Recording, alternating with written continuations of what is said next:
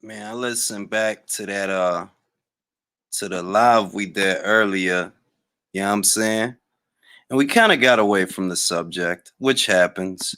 But I think that special focus needs to go into what we are embarking on here, because essentially you see how volatile the Errol Spence faction of fans has become as of late.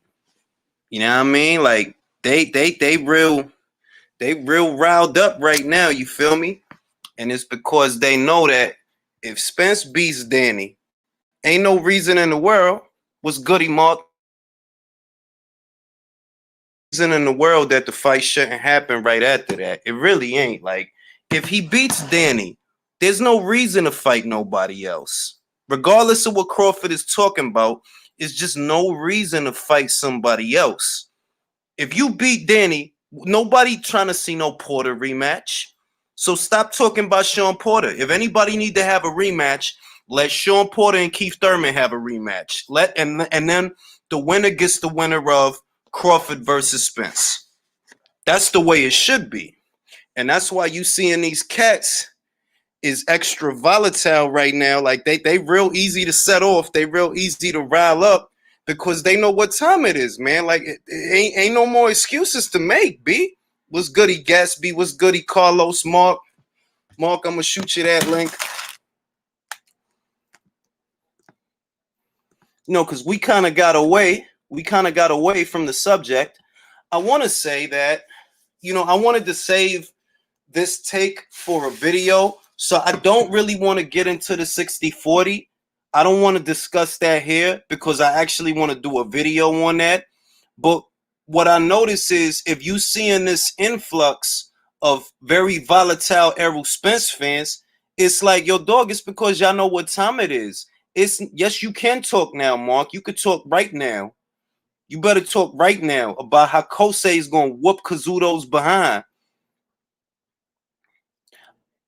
Alexis, you could come on, bro. Come on, bro. You know me and you go way back, man. You better come here and have this boxing talk. You better have it. You know what I'm saying? That's what I'm saying, because when they asked Errol, when Marcos Villegas asked him in plain English, if Crawford is on his way out of Top Rank, isn't that going to make the fight easier to make? You see the demeanor that he had, as if you still not going to want that fight, even if he not with Top Rank. Even if he come to your side of the street, it still look like you don't want that fight. And that's what Tim Bradley was trying to tell everybody, and that's what I've been telling y'all for at least 12 months, that Crawford going to the PBC does not guarantee that he gets that fight. And the only reason they saying that is as an excuse because they don't think he'll go over there. They just hiding behind that because they don't figure that he'll cross the street for that fight. So you're going to use that as an obstacle to like, oh, if you want to fight, you got to cross the street. Knowing that if he do cross the street, you still not going to try to fight. You still, even if he go over there, you still not going to try to fight. I wish I could get Tim Bradley on here to talk about it because nobody put it better than Tim. He said it best. Like, even if he go over there for some reason, I still don't see the fight happening. Quite right, because I don't see it happening either. I don't see it happening. All right, what's goody, Jay St. Peter? What's goody, Carlos, Enclave, JD?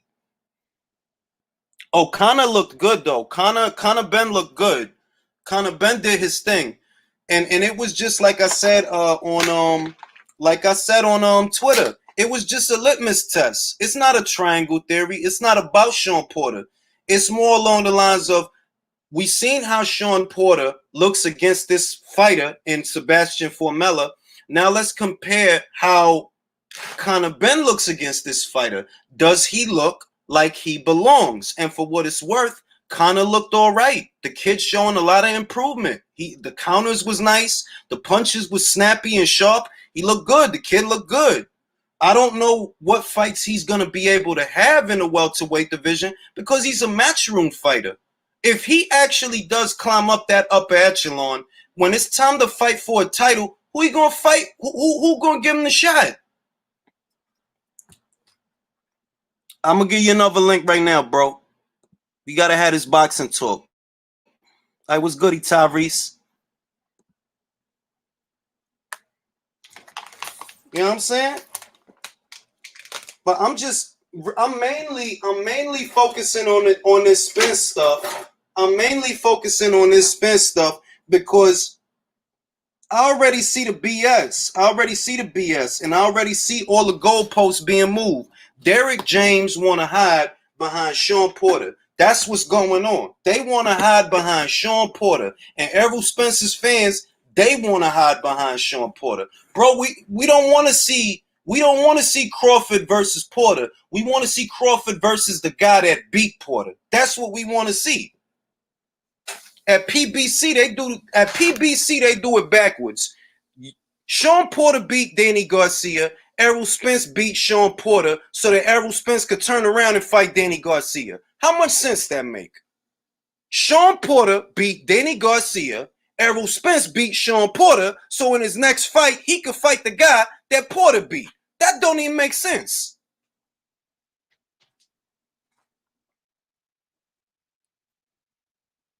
That literally makes no sense.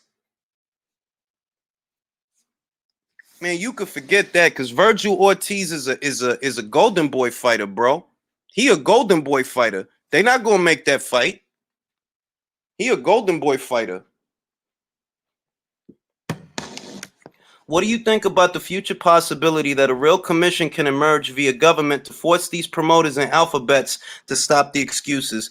I don't think that'll ever happen, Enclave, because all these different entities in boxing, they want it to stay divided. What's good, Alexis? Long time no see, bro. How you been, man? What's up, my dude? Chilling. What's going on, man? Now you know what my perspective on the Bob Arum stuff is. Like, I seen you comment on one of the videos that, like, look, Bob lost money, and I understand his frustration because that's what it is. He frustrated. He losing money, and he doesn't have a solution on his own. The only solution that he has is, look, if I can't make money with Crawford, I gotta let him go. And I understand that perspective because if you Bob and you got to pay $4 million every time Crawford go out and you know you're not going to get that back, you don't really have a choice. You don't have a choice but to let him go. The casual's not going to understand that because the casuals don't know nothing about business. Right. Like, I can't pay out $4 million every time you go out and I don't get nothing back. That's not Crawford's fault. It really ain't Crawford's fault, but that's the situation. Every time he go out, I got to pay him $4 million. I can't afford to keep doing that unless this Spence fight happens. And this Spence fight, it don't look like it's going to happen.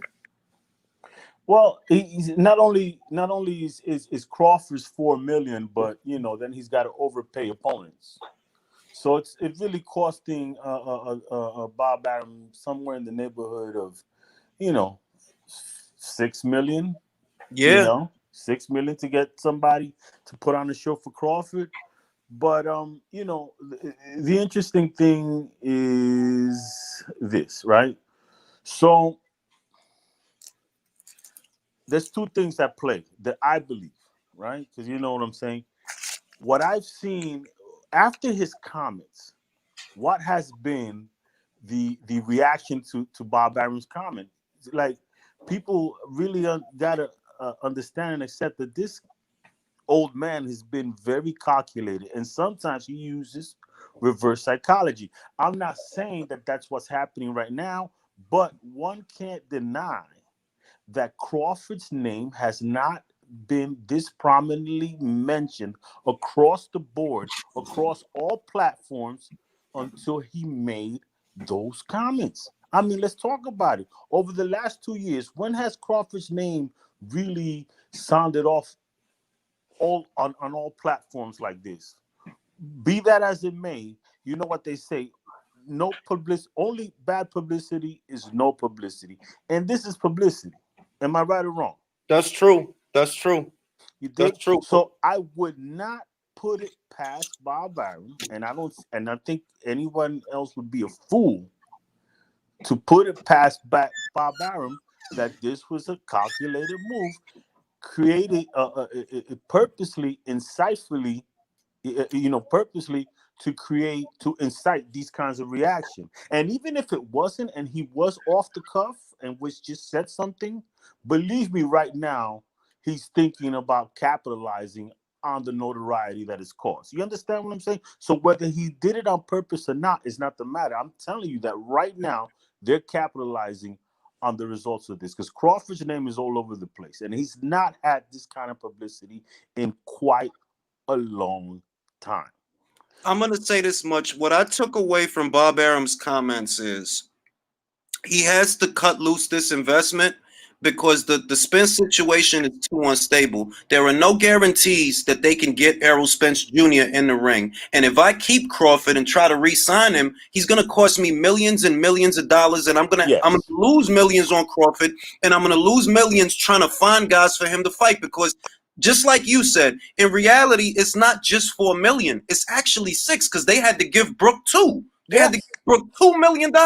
You see what games Keith Thurman is playing. Like, bro, you're not trying to fight, and we're not going to overpay you. You know damn good and well you ain't getting $10 million guaranteed to fight. You know that. But you're going to ask us for that so it could look like you wanted to fight. And you ain't getting $10 million from me, bro. Not guaranteed. You ain't getting that from me. So what can I do for Crawford? At this point, what can I do for him? Nothing. I got to cut him loose. Definitely.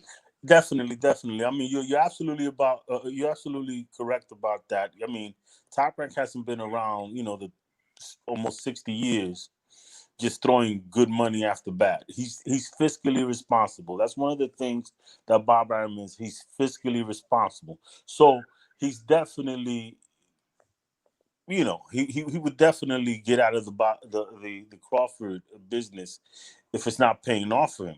But if you don't mind, let me just tell you this. The flip side of this, and I know you said at some point in this video right now that you didn't really want to get into the splits, but I just want to touch upon this. I believe that Crawford doesn't really want to leave the position that he is right now. Not because he's afraid of going to the PBC, but because if he went to the PBC or signed straight up with the PBC, he would not have a leg to stand on, in my opinion, to get a 50-50 split. Part of the reason why he's able to ask for a bigger split is because of the ESPN platform that comes with him. So it's not just about what Crawford's accomplishments are or how many belts he has, but it's also the fact that the people behind him right now, Top Rank ESPN, are able to market that fight, distributed that fight, the outreach of that fight, and that's what he brings to the table that allows him to, even to claim that he's entitled to 50%. You dig what I'm saying? No, I agree with you, because if you go back to the second Wilder and Fury fight, who paid for the advertising? Exactly. Top Rank, $4.5 million for 2 Super Bowl spots. All right. Exactly. You didn't see that Fox picked up that bill. Obviously, the PBC didn't pick up that bill because they're not a promotional company, supposedly. Exactly. So they don't promote fights. So I see where you coming from with that. But the reason I say that Crawford should call his bluff is because if you do, he don't have another corner to hide in. He won't. If you say, all right, Errol, 60-40, let's get it. Next fight, 60-40. Beat Danny, and I'll take you 60-40. If you don't fight me after that, you ain't got another corner to hide in. You don't. True. This is true. Listen, I'm honestly, I try to be as objective as I can, even though, whatever. I do see that, 60-40 is not much. It's not like, it's not an offer. It's not unreasonable. I would say 55-45, but it's not unreasonable. And Crawford, I don't know. He's got to think about that, man. But you're definitely right, man. He's got to call that bluff. If it's me and I'm Bob, I tell Crawford this not expecting to get the fight, because I firmly believe the PBC could go the rest of their life and not make that fight. They don't want that fight. Yes. They don't want that. Yes, they don't, because the moment, listen, it already happened, though. It already happened. with Manny Pacquiao. They wouldn't give Manny Pacquiao a fucking fight. Remember that? Yep. Manny Pacquiao could have fought Broner, what, 5-6 years ago? Right? Yo, thank you. Yo, thank you. Because I brought this up. I brought this up in a video I just did this week. That I was like, yo, dog, Manny was interested in Broner in 2016. In 2016, Michael Conks reached out for an Adrian Broner fight. They would not let Broner have the fight. Broner literally priced himself out of that same fight in 2016. Fast forward to when Manny joins the PBC, and that's his first fight as soon as he gets there. Is that a coincidence? No. Absolutely not. Absolutely not. Now, the reason, the reason why the PBC doesn't make the fight with a top-ranked fighter is because they've, you know what? We can bash them this and that, but let's just, from a positive spin, they have been very, very successful at creating an alternate universe. And it's an alternate universe that doesn't even share common opponents. You dig? Common opponents, because it exposes their whole structure. What they complain about Top Rank, when they say, oh, that Top Rank is smoke and mirrors and this and that, they complain about that shit because that's what they are, is smoke and mirrors. All right? So Manny Pacquiao, 5 years ago, whatever, could have gone over there and just dismantled Broner. That would have put the whole company, upside down, because Broner at that time was, and remember, I've been calling Broner. It's true. I remember all the videos, bro. My brother, you remember the motherfucking hate I used to get behind that shit. I called Broner an undefeated Broner a motherfucking gatekeeper. I called him a hoax, and I saw him for what it was. With a zero in his pocket, with a zero in the loss column. I knew what he was. I know what the fuck I'm watching. You said that about Danny too, though. You said that about Danny too, though. Exactly. When Danny was undefeated, right? How long did I say that Porter could beat Danny? A long time. Because you don't have to be a rocket scientist, bro. You don't have to be a rocket scientist. All I saw in Danny is a guy that has 2 left feet and can't move. I saw in Porter is a guy that had more potential to expand his skills and be able to create a game plan that could get to Danny. It was different because he's athletic. So if you have that, and you have, and out of all those PBC fighters, Porter's the guy that I respect the most because he has faced the better opponents. One of which was Kell Brooks, because Kell Brook couldn't get a fight with one of the PBC fighters. People just conveniently forget just how protected the whole 147 division is, and how steadfastly they've kept away anybody that's not in the PBC universe from them. If Kell Brook comes to the United States and takes your champion down, Porter, why didn't you, and that Kell Brook is bringing a country and he's bringing money, why don't you send your Keith Thurman over to the UK and make a big money event against Kell Brook? Let me tell you something. Let me tell you something, bro. And I've been saying it for at least 3 years now. Keith fucking Thurman never showed the energy for Kell that he showed for Paulie fucking Malignaggi. Exactly. That he showed for fucking Danny Garcia. And the stupid shit is Kell was already a champion he was already a champion for like 3 years before he fought Spence. Before that, Keith had plenty of opportunity to fight that dude, and you didn't see Keith exhibiting the same energy for Kell that he exhibited for little old Paulie. Like, forget Danny. At least Danny had a belt, and you called him out. You was shouting across an auditorium for Paulie. For Paulie, why you ain't shouting at? Why you don't shout at Kell like that and see what Kell say?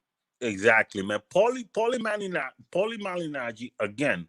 It's the PBC. It's the PBC formula, and the crux of how they maintain themselves. They get a guy who's very beatable but has a great name that comes from some other company that had his beginnings through some other route. Paulie Malignaggi is not a bad fighter. As a matter of fact, Paulie Malignaggi was the one that cemented the exposure of Adrian Broner, because he beat Adrian Broner. He beat him that fight. I saw that fight. I wouldn't knock anybody that said they. And I seen a lot of people said they scored it for Paulie. As crazy as that might sound, because he was busy at that fight. He was throwing more punches.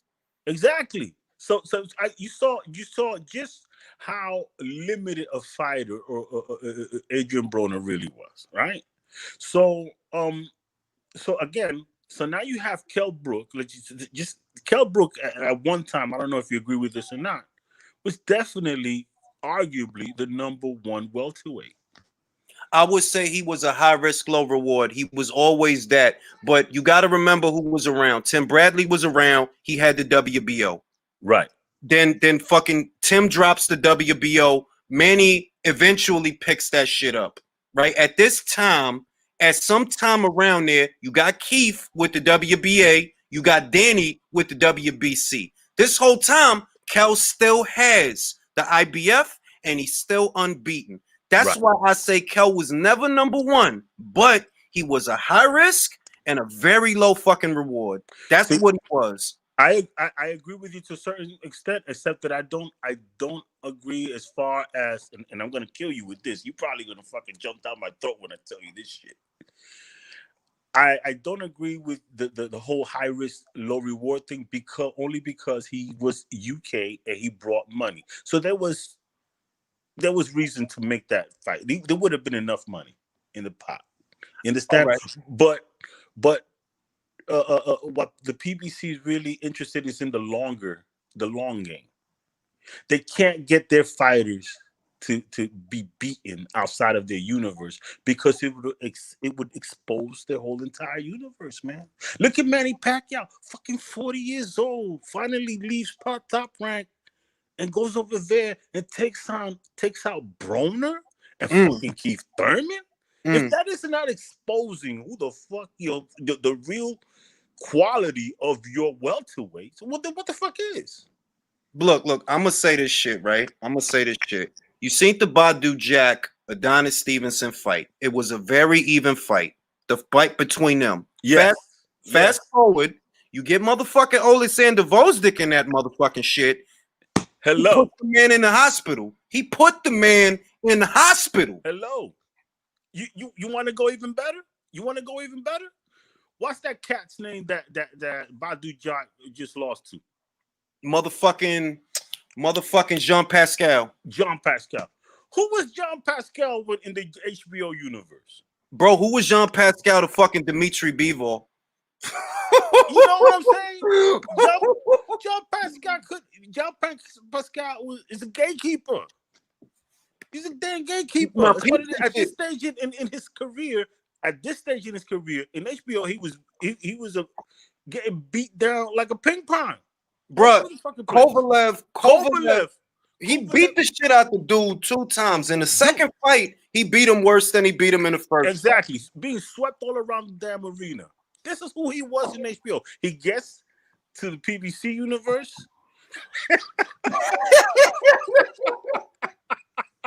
Yo, dog, he get over there. He beating the shit out of Marcus Brown. He beating the shit out of Marcus Brown. He outworking Badu Jack. Yo, come on, man. I mean, come on. It's the same story over and over again. It's the same damn story. You get these foreigners that go into the PBC, and all of a sudden it's like a lure. It's like, oh my God, this is it? This is the competition here? Fucking Jean Pascal? I mean, are you serious? And then are you crazy? Let me tell you, I'm gonna tell you this right fucking now, my brother. I'm gonna tell you this right now. You ready? Sit your ass down and listen to this. Kavizlauskas would beat Danny Garcia. I said that. Yo, I swear to God, I'm not sure that Danny Garcia could beat Igor Kavaliauskas. Why did I say that? Danny went 12 rounds with fucking Ivan Redkach. Ivan was stopped by John Molina in 4 rounds. Hello. 140. Hello. Hello. And let me tell you something. Danny Garcia, by all rights, should have fought Felix, the Dominican guy. He should have fought that guy. Yeah. Felix Diaz. Felix Diaz. Felix Diaz. But because Felix Diaz was badly promoted by, PBC fuckboy Lou DiBella, who could never do anything for his own fighters. He's never been able to create an A-side bona fide fighter, because I don't know what the hell is DiBella, but I digress. Felix Diaz was avoided in the PBC, right? Yep. Talks a whole lot of shit about Crawford. Talks a whole lot of what for a good part of a year and a half and shit. Bro, he talks shit about Crawford for like 3 years. My man, like Crawford is avoiding this guy. Got to, if you don't mind me mentioning, but this fucking TBV, the boxing voice, or these motherfuckers that live off the PBC tit. You know what I'm saying? Pronouncing that and raising the specter of Crawford. Avoiding the tough fighter, Felix Diaz, and blah, blah, blah, this and that. Gets in the fucking ring with Crawford, and what the fuck happened, bro? He beat the fucking dog shit out of him. And all of a sudden, that win is absolutely nothing. Meaningless. Crawford has beaten nobody. That's that bullshit. It is. You understand what I'm saying? It's a double standard that is fucking unbelievable. Meanwhile, Danny Garcia gets his pathways to the WBC by beating who? Robert, the ghost of Robert Guerrero. He didn't beat Robert Guerrero. He beat the ghost of Robert Guerrero, bro. This is who he beat. Oh shit! It's the truth. Like, look. And remember, nobody fucking remembers that Robert fucking Guerrero. The fight before that, he went life or fucking death with a caveat. Aaron Martinez, B. I seen that. I'm like, bro, this dude is finished. Listen. I'm telling you, I've gone from really back into the PBC and this and that, and just like going to really just admiring the modus operandi.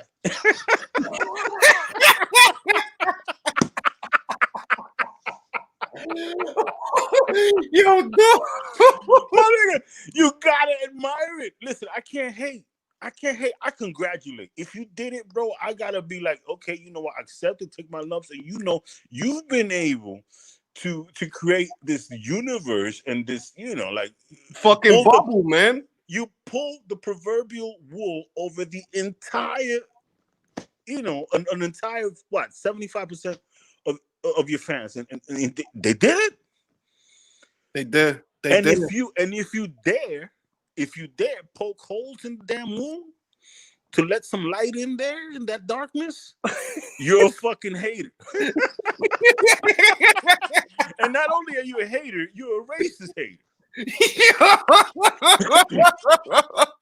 You're a racist hater who doesn't want to see the black man progress, and you hate Al Heyman because he's a black man. Come on.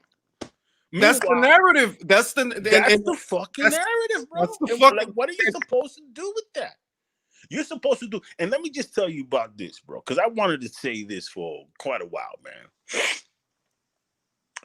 People don't understand, right? So just and I'm gonna maybe deviate from the topic for just a second, but people think, right? Because when you're promoting, they don't understand like what the Bob Arums does and this and that, and then, because the Bob Arums and them, you have to promote to the general public, not just to these fuckheads in boxing pages on Facebook and so on the grander scale, they don't think like that's why me, the filthy casual, because I take the casual perspective. I see it from that perspective. You understand what I'm saying? It's about a perspective, and no matter how people want to diss the casual fan, the bottom line is this: the casual fan is the target of all promoters, because they know that you and I and regular Joe Blows that are on these boxing pages, they can count on that for their papers. They can count on that for their tickets. So they can count on them for the downloads of videos. They can count on those guys. How do you get to touch the casual fan who doesn't otherwise give a fuck about boxing? Exactly. You understand what I'm saying? So that's what the PBC has never been able to do. And these numbers these overinflated numbers that they put out as the pay-per-view. Listen, let's talk about it. It's 103,000 pay-per-views that was sold by Leo Santa Cruz and Javon G. Davis. Exactly. Okay. So their fans get stuck on the word pay-per-view because pay-per-view is supposed to have an allure. That PPV, the pay-per-view, right? So when you've risen to pay-per-view status, right? And you're doing a pay-per-view event. So it has like this allure and this cachet that seems to give it a lot more import than what it really means. But on a grander level, the people you really want to touch ain't even fucking trying to look in that direction. Now this goes to the average person, and the average boxing fan has no concept of how pay-per-views actually work. They literally don't. All they see is pay-per-view, and they think, oh, he coming up. No, he not coming up. With that, you know why Gervonta Davis ended up on pay-per-view? Because they don't want to guarantee you a big cash guarantee. What they're hoping is that the fans will pay you, because we don't want to pay you. Exactly. We don't want to pay. We're not going to guarantee you $10 million or nothing like that. We will guarantee you $1 million, and these motherfuckers will pay for the rest. Listen. Gervonta Davis is on pay-per-view. You want to know why? Because Showtime overpaid from their budget to pay Wilder. Yes. Against Ortiz, and Wilder against that other guy. Those two fights that he had that could have been on the zone. And got $40 million for. I've been saying that shit for 12 fucking months, so now bro. The coffers are bare at fucking Showtime. But Steven Espinosa wants to spin it and say, oh, we're gonna just do this pay-per-view because these guys are ready. I mean, it's a joke. 77,000 pay-per-views were sold for the Charlos. and that means, so they sold 77,000 pay-per-views, and they want to give you and they wanted to give you 2 events in one. So what that means is what they sold was maybe 37,000. It's like 38,000, really? I mean, it's what each Charlo's worth 38,000 pay-per-views. That's what it is. Don't fucking argue with me, bro. Because if they sold 77,000, it's a 2-for-1 sale, then that's what each one was. Oh shit, dog. You understand? Listen, people hate people hate my motherfucking I stab motherfuckers through their heart and pop bubbles. That's what I do. I'm a serial bubble popper. Yo,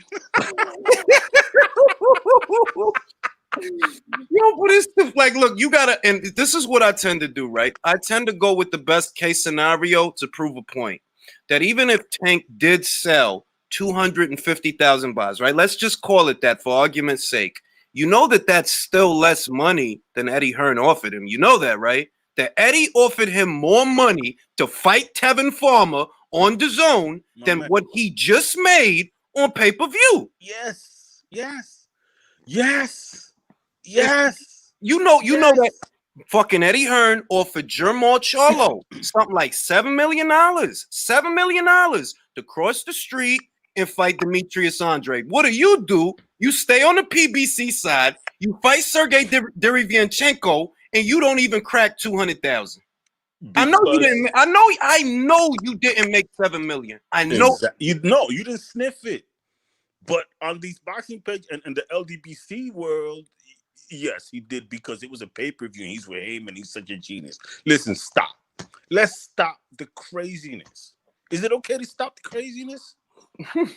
Is it okay? Is it okay to stop the craziness and just like be real about, let's get our feet on earth where numbers and mathematics count? It doesn't work. Your math doesn't work. But one of the things, again, I'm gonna reverse psychology this motherfucker because I have to deal with this world and I want to be able to accept and love the PBC. So I'm gonna give him, I'm gonna give him full credit. And what's the credit I'm gonna give him? I'm gonna give out him the credit to have and their fighters full credit for having the discipline. The discipline, because it takes fucking discipline to turn down more money for less money. To turn down more money and look at the big picture. I'm thinking that they must all have a stake in the PBC. That's the only thing that makes Do you sense. think they're minority shareholders in the PBC? Exactly. They must be minority shareholders in the PBC and understand that it's a longer picture. And probably when they retire, they still get paid from the PBC if the PBC flourishes. You understand what I'm saying? And therefore, they can afford to make these kinds of decisions that allow the PBC to flourish. Because if the PBC were to send their fighters out and their fighters would just take fights like do shit like Top Rank did with Jose Ramirez. Jose Ramirez, people don't give enough credit. This fight was a fucking classic. Hooker Ramirez was a motherfucking classic. Yes, it was. Yes, it was. But it had to be behind a paywall, the zone, and nobody fucking saw the fight, bro. This shit was a fucking classic. But Bob Arum, and I'm gonna hate, and everybody's gonna hate me right now for what I'm gonna say. The Honorable Bob Arum.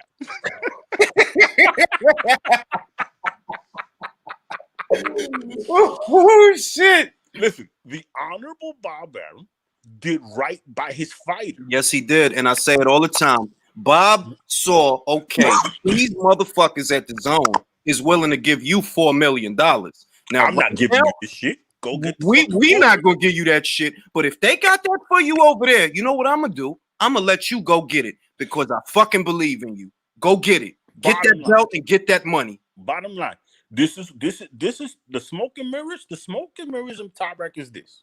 The smoke and mirrors is Brad Goodman and Carl Moretti and all those dudes that create matchmaking that makes their fighters, that hones and sharpens their motherfucking fighters' skills. You understand? They give you on the come up. You have trouble with lefties or you have trouble with southpaws. Okay, we're gonna give you southpaws that can't knock your head off, but you're gonna get in there with southpaws until you start being able to be comfortable with the southpaw angle and this, and they do it time and time again. You have trouble with tall fighters, it's gonna put you with motherfucking tall fighters that can't knock your ass out, but it's gonna give you the experience and shit like that. You're gonna see all kinds of styles, and if we're building you up, we're gonna build you up little by little, and then finally we're gonna throw you in the motherfucking ocean and see if you can swim. Yep.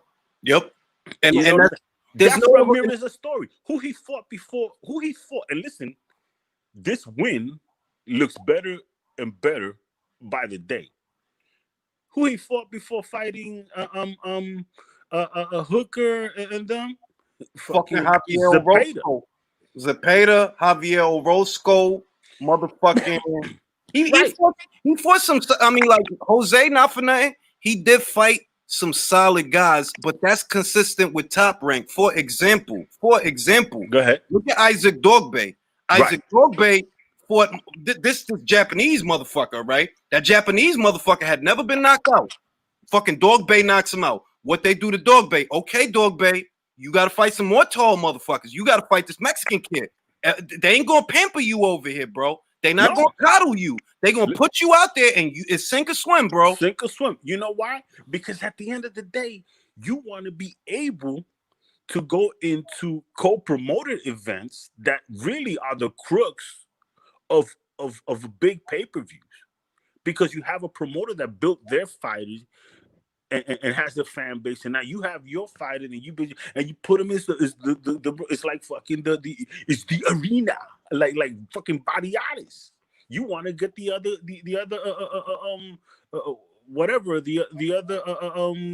gladiatorial house. You want to whip ass. You want to show who the fuck you are. You understand? So you build your fight and then you get in there and then you see. That's why motherfuckers don't want to make deals outside their little PBC universe. They know who they got. They start. Look at Danny Garcia. Brandon fucking Rios, bro. Bruh. Brandon fucking Rios, bro. If Crawford would have fought Brandon Rios, what the fuck would they have said? What the fuck would they have said, bro? Yo, you know what the funny shit is?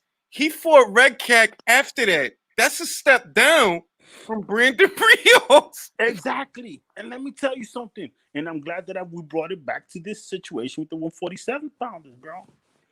Listen, right now, this moment, they're making a deal for Teofimo Lopez to go to Australia and go get about $8 fucking million for fighting Kambosos. Mm-hmm. How they gonna make that Kambosos fight and get $8 million? Because Australia is on lockdown. It's Australian pay-per-view, right? Plus, there's the ESPN licensing fee for for the event. So you go to Australia, go get this money, go whip his ass, and come back, right? So, and believe me, I'm gonna pull your coat because I remember. I'm gonna pull your coat because you used to dog fucking Jeff Horn. I did.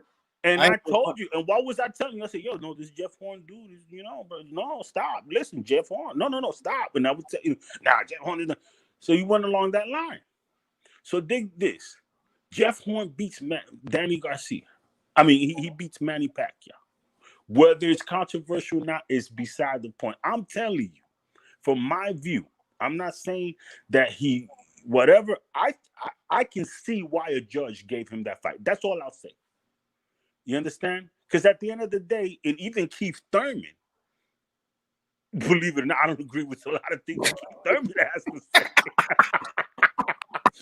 But Keith Thurman said it's really the truth. It's Pacquiao dominated 3 rounds. He dominated 3 rounds, and he looked spectacular in 3 rounds. But at the end of the day, he did knock down that guy. There was no 10-8 round in the fucking fight. The rest of the fight, Jeff Horn is tossing him around by hook or by crook, and he's coming forward and he's taking Manny Pacquiao's shots, and Manny Pacquiao is bleeding like a motherfucker. And you did not expect to see Manny Pacquiao in this kind of a fight. So if you're a judge and you're seeing that, it's got to fucking compel you. Like, man, this guy is having a rocky moment. He won this fight. That's what I'm saying. So at this point, Manny Pacquiao had just gotten a guaranteed $10 million just for showing up to that fight. Just for showing up for $10 million. Because one of the things that Bob Arum does is he signs you for a whole lot of money, and then he tries to pawn off the fucking money on everybody else. That's what he does. You know what I'm saying? That's what he did. He signed Manny Pacquiao for $25 million, and then HBO paid about $20 million of that shit. And then when Manny Pacquiao fucked up by having his what they call that anti-gay comments and shit like that, his value went down, and HBO didn't want him. So now Bob Arum was on the hook for him. So, but I'm digressing. The point is this: that's what he does. He got a $25 million against Algeria. Why? Because there's a casino in Macau that was willing to pay him the $25 million. So it's like Top Rank's paying you this money, and then I'm gonna go get somebody to pay it for you. You understand? It's brilliant. I dig it. That's business, bro. That's business. Bro. So here it is. So at that point, Manny Pacquiao was guaranteed $10 million just for getting to that stadium against Jeff Horn. And it's almost the same situation as the aforementioned Kell Brook. So there's money in Australia. Why doesn't a fucking PBC fighter go down there? If he's Jeff Horn ain't shit, take a trip to Australia and go get paid, bro. It'll never fucking happen. Happen. And Jeff Horn sent the invitation. And you wouldn't have had to deal. You wouldn't have had to deal with Top Rank. He was never a Top Rank fighter. He was a Duco fighter. He was a Duco, He was a Duco fighter. And they would have fought anybody. That's a fact. You couldn't sell Keith Thurman down there to go get, your little 10, 12 million, bro. You couldn't send whomever. Well, look, the same shit is going on right now with Gary Russell Jr. Before COVID hit, the kid Josh Warrington, who falls out in leads over there in the UK, the IBF champion at featherweight, he said, I want Gary Russell Jr. What does Gary Russell Jr. Who's this? Who's the other guy you said? Hold on, let me shout out Rick. Rick, I appreciate you, man. Thank you for that. I appreciate you, Rick. Shout out to Jessica, undisputed welterweight champion. Still a fan. Back to the shit. Gary Russell Jr. was called out by the IBF champion Josh Warrington, who's over there in the UK. Oh, he sells out. He sells out in leagues. Yes. What does Gary Russell Jr. do? He stays here. He stays here. He talks shit on YouTube, talking about he want to fight Crawford. Right. Talking about he want to fight Devin Haney and don't make no money because you didn't fight neither of them. But you could go to the UK to fight Josh. You just don't fucking want to. You don't fucking want to. Again. And you supposedly, Gary said, I'm not a PBC fighter. I just do business. All right, then what's stopping you from fighting Josh Warrington then? Hello. What's stopping you? Hello. Go get that. If it's easy, then go get it. If it's easy. Hello. But he ain't gonna do it. He ain't gonna do it. That's that discipline and that dedication. And then you get fucked in the PBC universe. So I'm glad you brought up Gary Russell. Gary Russell. See, that's the thing. There are fights within the PBC universe that I would love to see. The thing is that they ain't giving it to me. There's no reason why Santa Cruz couldn't have fought Gary Russell. That's how you build a fucking star. Exactly. And the thing, and this fantasy, I'm gonna fuck some people up right now. Okay, they paint Leo Santa Cruz to be this guy who brings in Mexican fans. He's not. Dike. He's not. He's Mexican in name only. Te voy a decir algo. Dime. Top rank had Oscar Valdez. Right. 126. Go ahead. A fight that would have made a lot of fucking money. Oscar Valdez, fucking Leo Santa Cruz for the WBA and WBO titles. That fight would have made money. They didn't want money. It never got talked about. Two Mexican fighters, and it never got talked about. You could have had a classic Mexican war like we used to get. And it never even got mentioned. Right.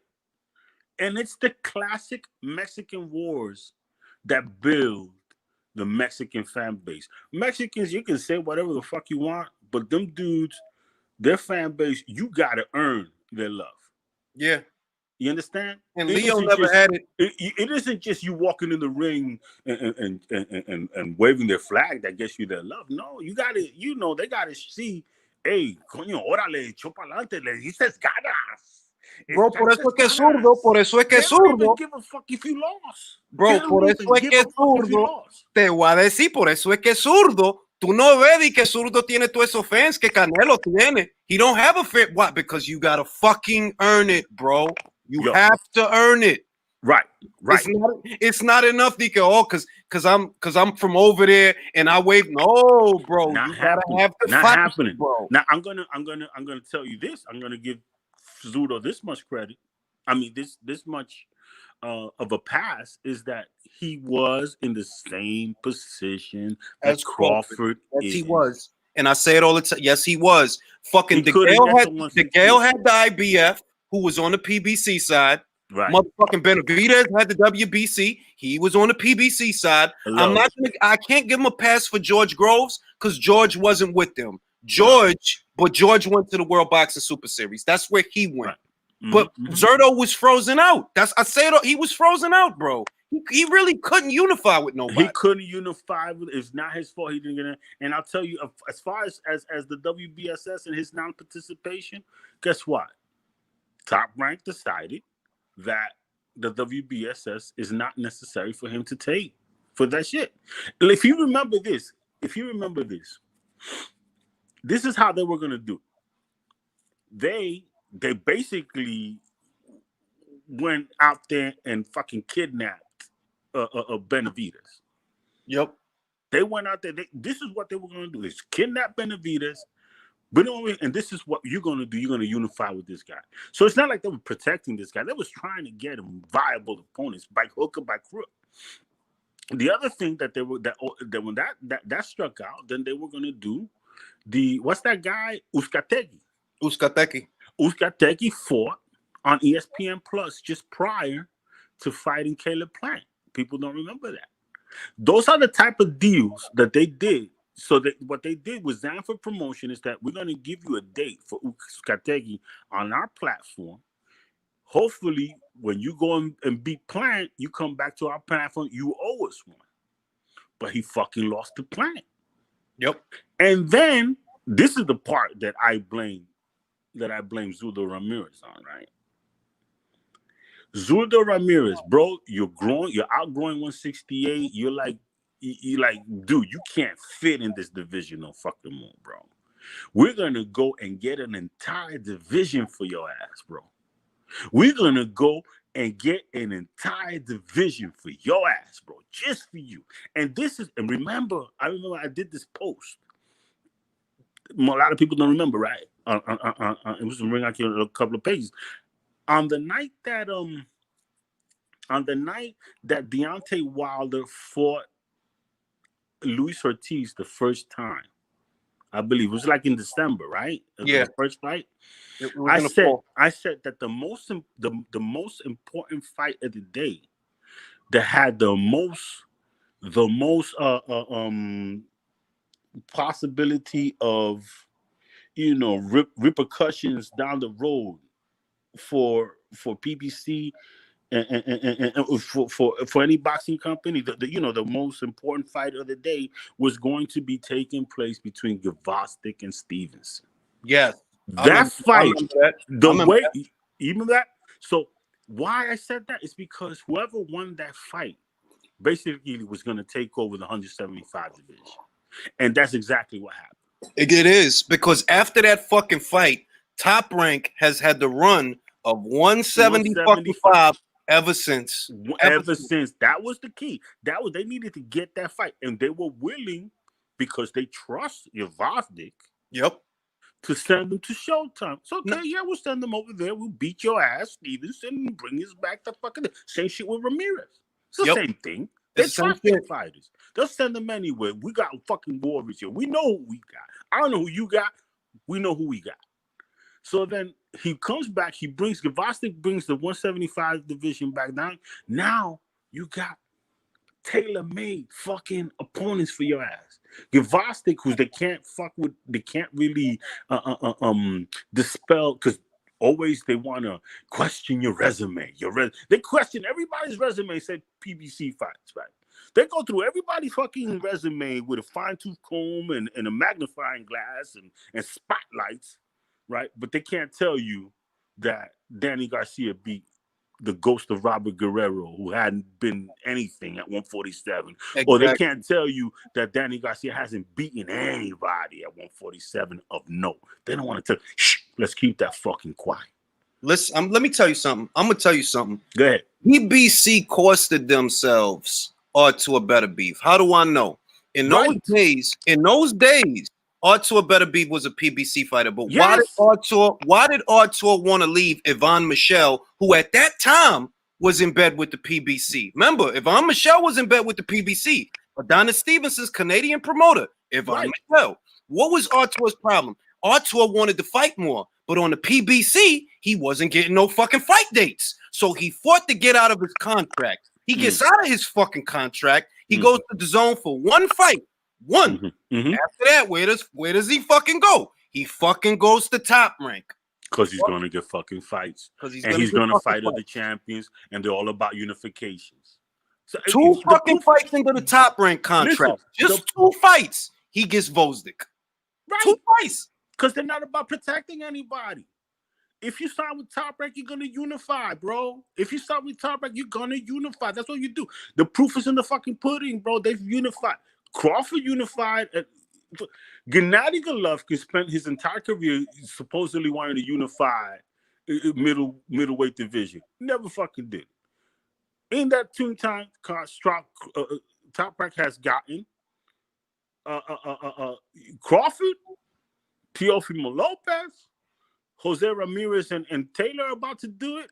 And they got 3 belts at 175 that are all, aiming to do that. Because that's what attracts the fans that won't normally watch boxing. So the thing is, now getting back to Zurdo Ramirez, which is really where I criticize this guy. Now they brought a fucking division to you, bro. You got Gavastic. You got Better Beef. You got que si yo cuánto madre lo tomate. Bro, they have fucking Elena Alvarez.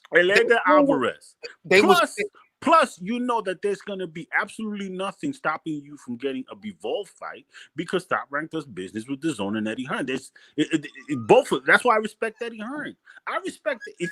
If a fighter that I would like to have signed with Top Rank signs with Eddie Hearn is great because you're still going to be able to get that fight, and it'll take place wherever it has to take place in order to get those fighters enough money.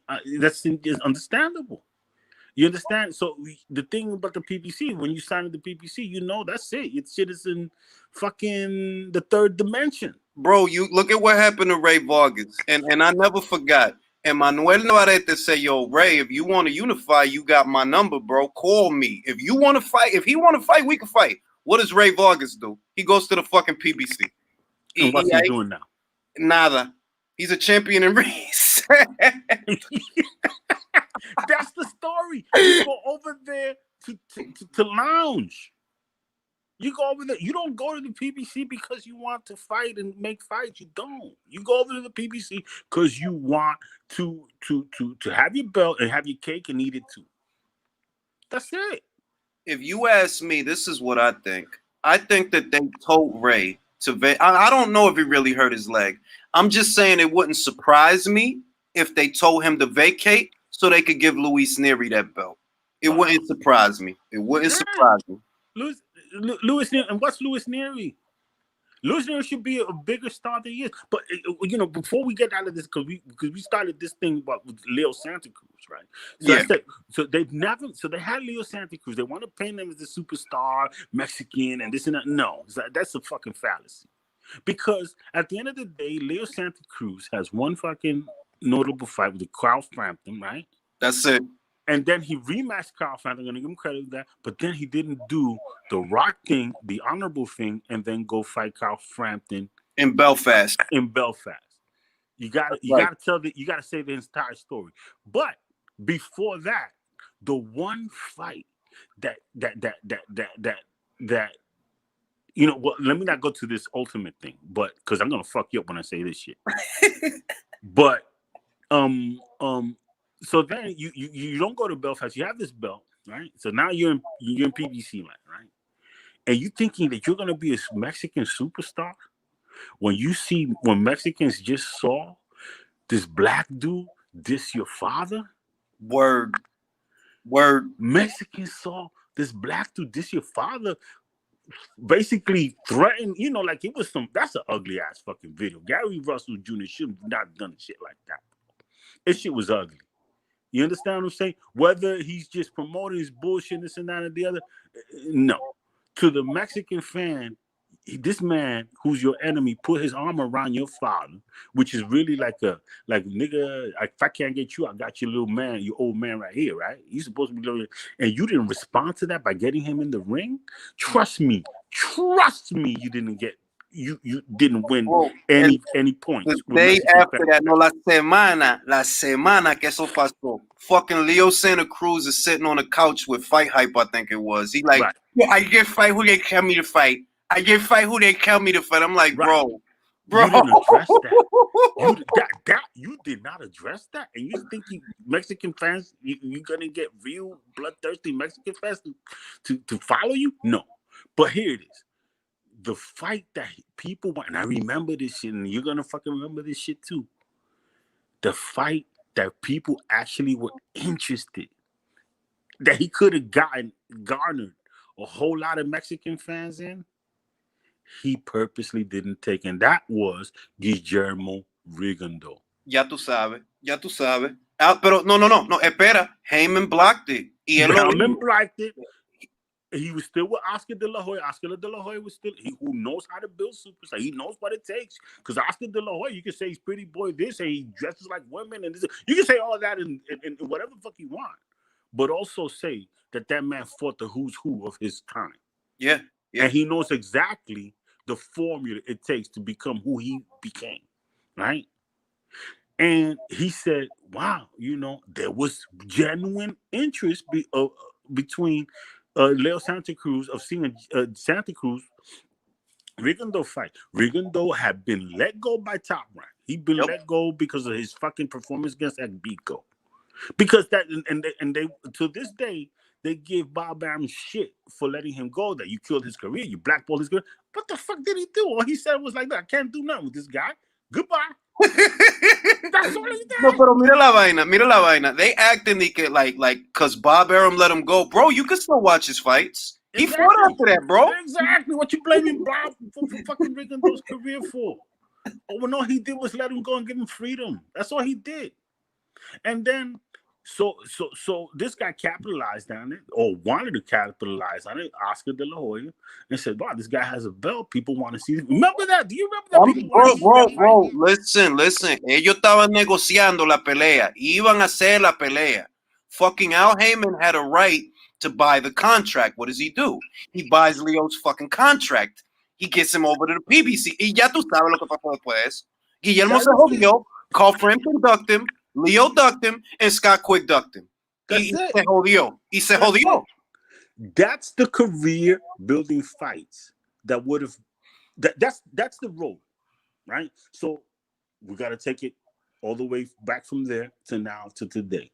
That's the road you take to actually having built the type of fighter, right, that would have garnered enough interest to crack more than 100,000 pay-per-view buys against Gervonta Jeep Davis. Pero ponlo así. Al Heyman is this savior, right? He's the savior of boxing. He's the patron saint of boxers. So you tell me, why was it Al Heyman that deprived Rigo of that fight? It was Al Heyman. It wasn't Bob Arum that fucked up Rigo's career. It was Al Heyman. Exactly. It was Al Heyman. Exactly. Like, it wasn't like Bob let him, even though Bob let him go, he was still gonna get the Leo Santa Cruz fight. He was still gonna get the fight. Hello.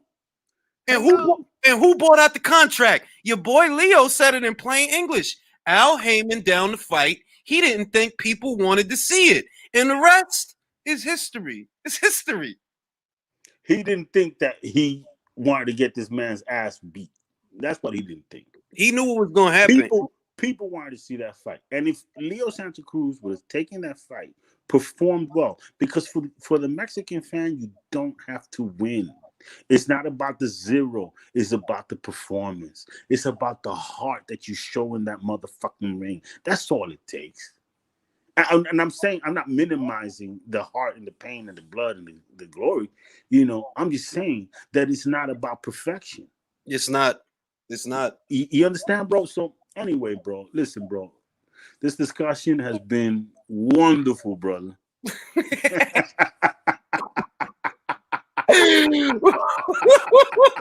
A lot of people going to see this. They're not going to like this. They're not going to like this, man. Listen. It is what it is, and it ain't what it ain't, bro. Let's keep this shit real fucking simple, bro. Let's keep this shit real fucking simple, man. Because the truth has got to come out. If it doesn't come out in the fucking wash, it's going to come out in the rinse. You understand? So, uno no puede tapar el sol con un dedo. Y eso es lo que ellos quieren hacer. Exactly. For those of you who don't understand what I just said, you can't cover the sun. You can't stop the rays of the sun with your finger. Okay? The sun is always gonna shine behind that. And you can't see that fucking ray behind your thumb, but everybody else can. Exactly. You understand? Bottom line. So when it's all tied into this, very neatly packaged, the tentacles of Spence versus Crawford. That's what it is. We know who makes fights. We know who doesn't. We know who makes fights. We know who doesn't. We know who is confident in their product. We know who's shown time and time again to not be so confident. And again, a loss to Crawford, ruins as currently constituted, while he's with another company, destroys the fiber of the myth of the 147 division. And then you start questioning everything else. You can start questioning everything else right now. Because they used to have, remember when Deontay Wilder wouldn't make the fight with AJ? That one belt, right? That one belt is kind of like, it's shown in their universe as them dominating the heavyweight division. Right? That fucking one belt, and Deontay Wilder in the zero, and I speak it, believe it, see, I speak it, believe it, see, I speak it, believe it. That shit trickled down through the whole universe, through the whole heavyweight division, and it's created the specter that the PBC was somehow, dominant and own the heavyweight division. Listen, I had a guy earlier today, man. There was this guy called Get the Smoke, man, right? Okay. And esa ilusión que tú dijiste ahora, esa ilusión, lo tiene ese tipo, because he thinks that Vladimir Klitschko ain't shit, pero di que Deontay Wilder. That he what? Él me dijo a mí di que Klitschko ain't shit. El Klitschko no hizo nada. Tenía 3 cinturones el Klitschko. Right. Campeón por 9 años. Right. 18 defensas de esos títulos. Pero no, él una basura. Una basura, no sirve. Pero el Wilder. He's the good. He's fucking it, bro. He's it. So he shits like Klitschko and big ups Wilder. And that's the shit. When you look at Wilder, he fucked up. Oh, yeah, and the genius that is Heyman cost him $110 million. $110 million, because at least he made $30 million. You know what I'm saying? So at least he made that, right? So, but there was a deal on the table for $140 fucking million. So he's acknowledged it. But the point is this: it's the same thing. It looks like you're the greatest and you got the whole division on lock, but one defeat shows you the skeleton, the real thing, because now they can't even. The Polish Hammer, whatever, from Brooklyn, you saw who he is. Yep. Right? You know who Ruiz is, right? But this is, I want to add to your point, right? AJ is a perfect example. AJ lost the fight, right? He lost the fight. He has the immediate rematch. He gets that back. He comes back, and it's like it never happened. Right. It's like it's not about it's not about the perfection. It's not. But when Wilder loses, el mundo se acabó. Yes. Se acabó. Yes. They put shit in his gloves, le ponieron vaina en la agua. They did everything, but like it was a CIA conspiracy, bro. Him losing was a CIA conspiracy. Iran-Contra was involved, because they want to keep the black man down. They had to have the black man get beat by the white man that day. Los rusos le metieron un veneno. Los rusos le metieron un veneno en la agua. Exactly. Mark Breland, he was in on the deal. Right.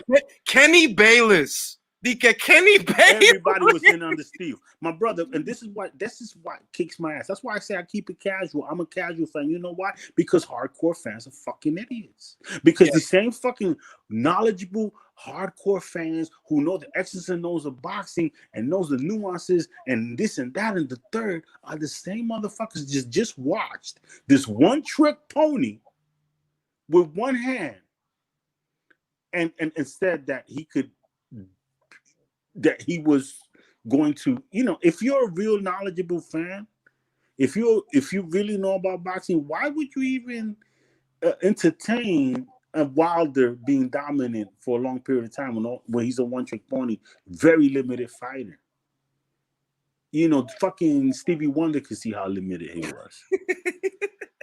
You know what I'm saying? But you're willing to tell yourself something different because he's with PBC, and that he's not as limited. No, he's got that eraser and this and that. And the other. You saw a motherfucker that outboxed you the first fight, and then came forward and beat your ass the second fight. That's a motherfucker you should be praising. And the beginning, the beginning, the ending of the rematch happened at the ending of the 12th round in the first fight. Yeah, because you talk a lot about, oh, that was a long count and this and that, and he was giving a break and they doing this and that, and Jack Reese, dude, he got the fuck up and came forward and almost knocked him out at the end of the round. Why don't you talk about that? Listen, they had Kenny Bayless, the resident Mayweather referee, right? Right. Motherfuckers used to hate Kenny Bayless, right? Mm-hmm. All the guys that hated Floyd hated Kenny Bayless. They conjured Kenny Bayless up for you for the fucking rematch.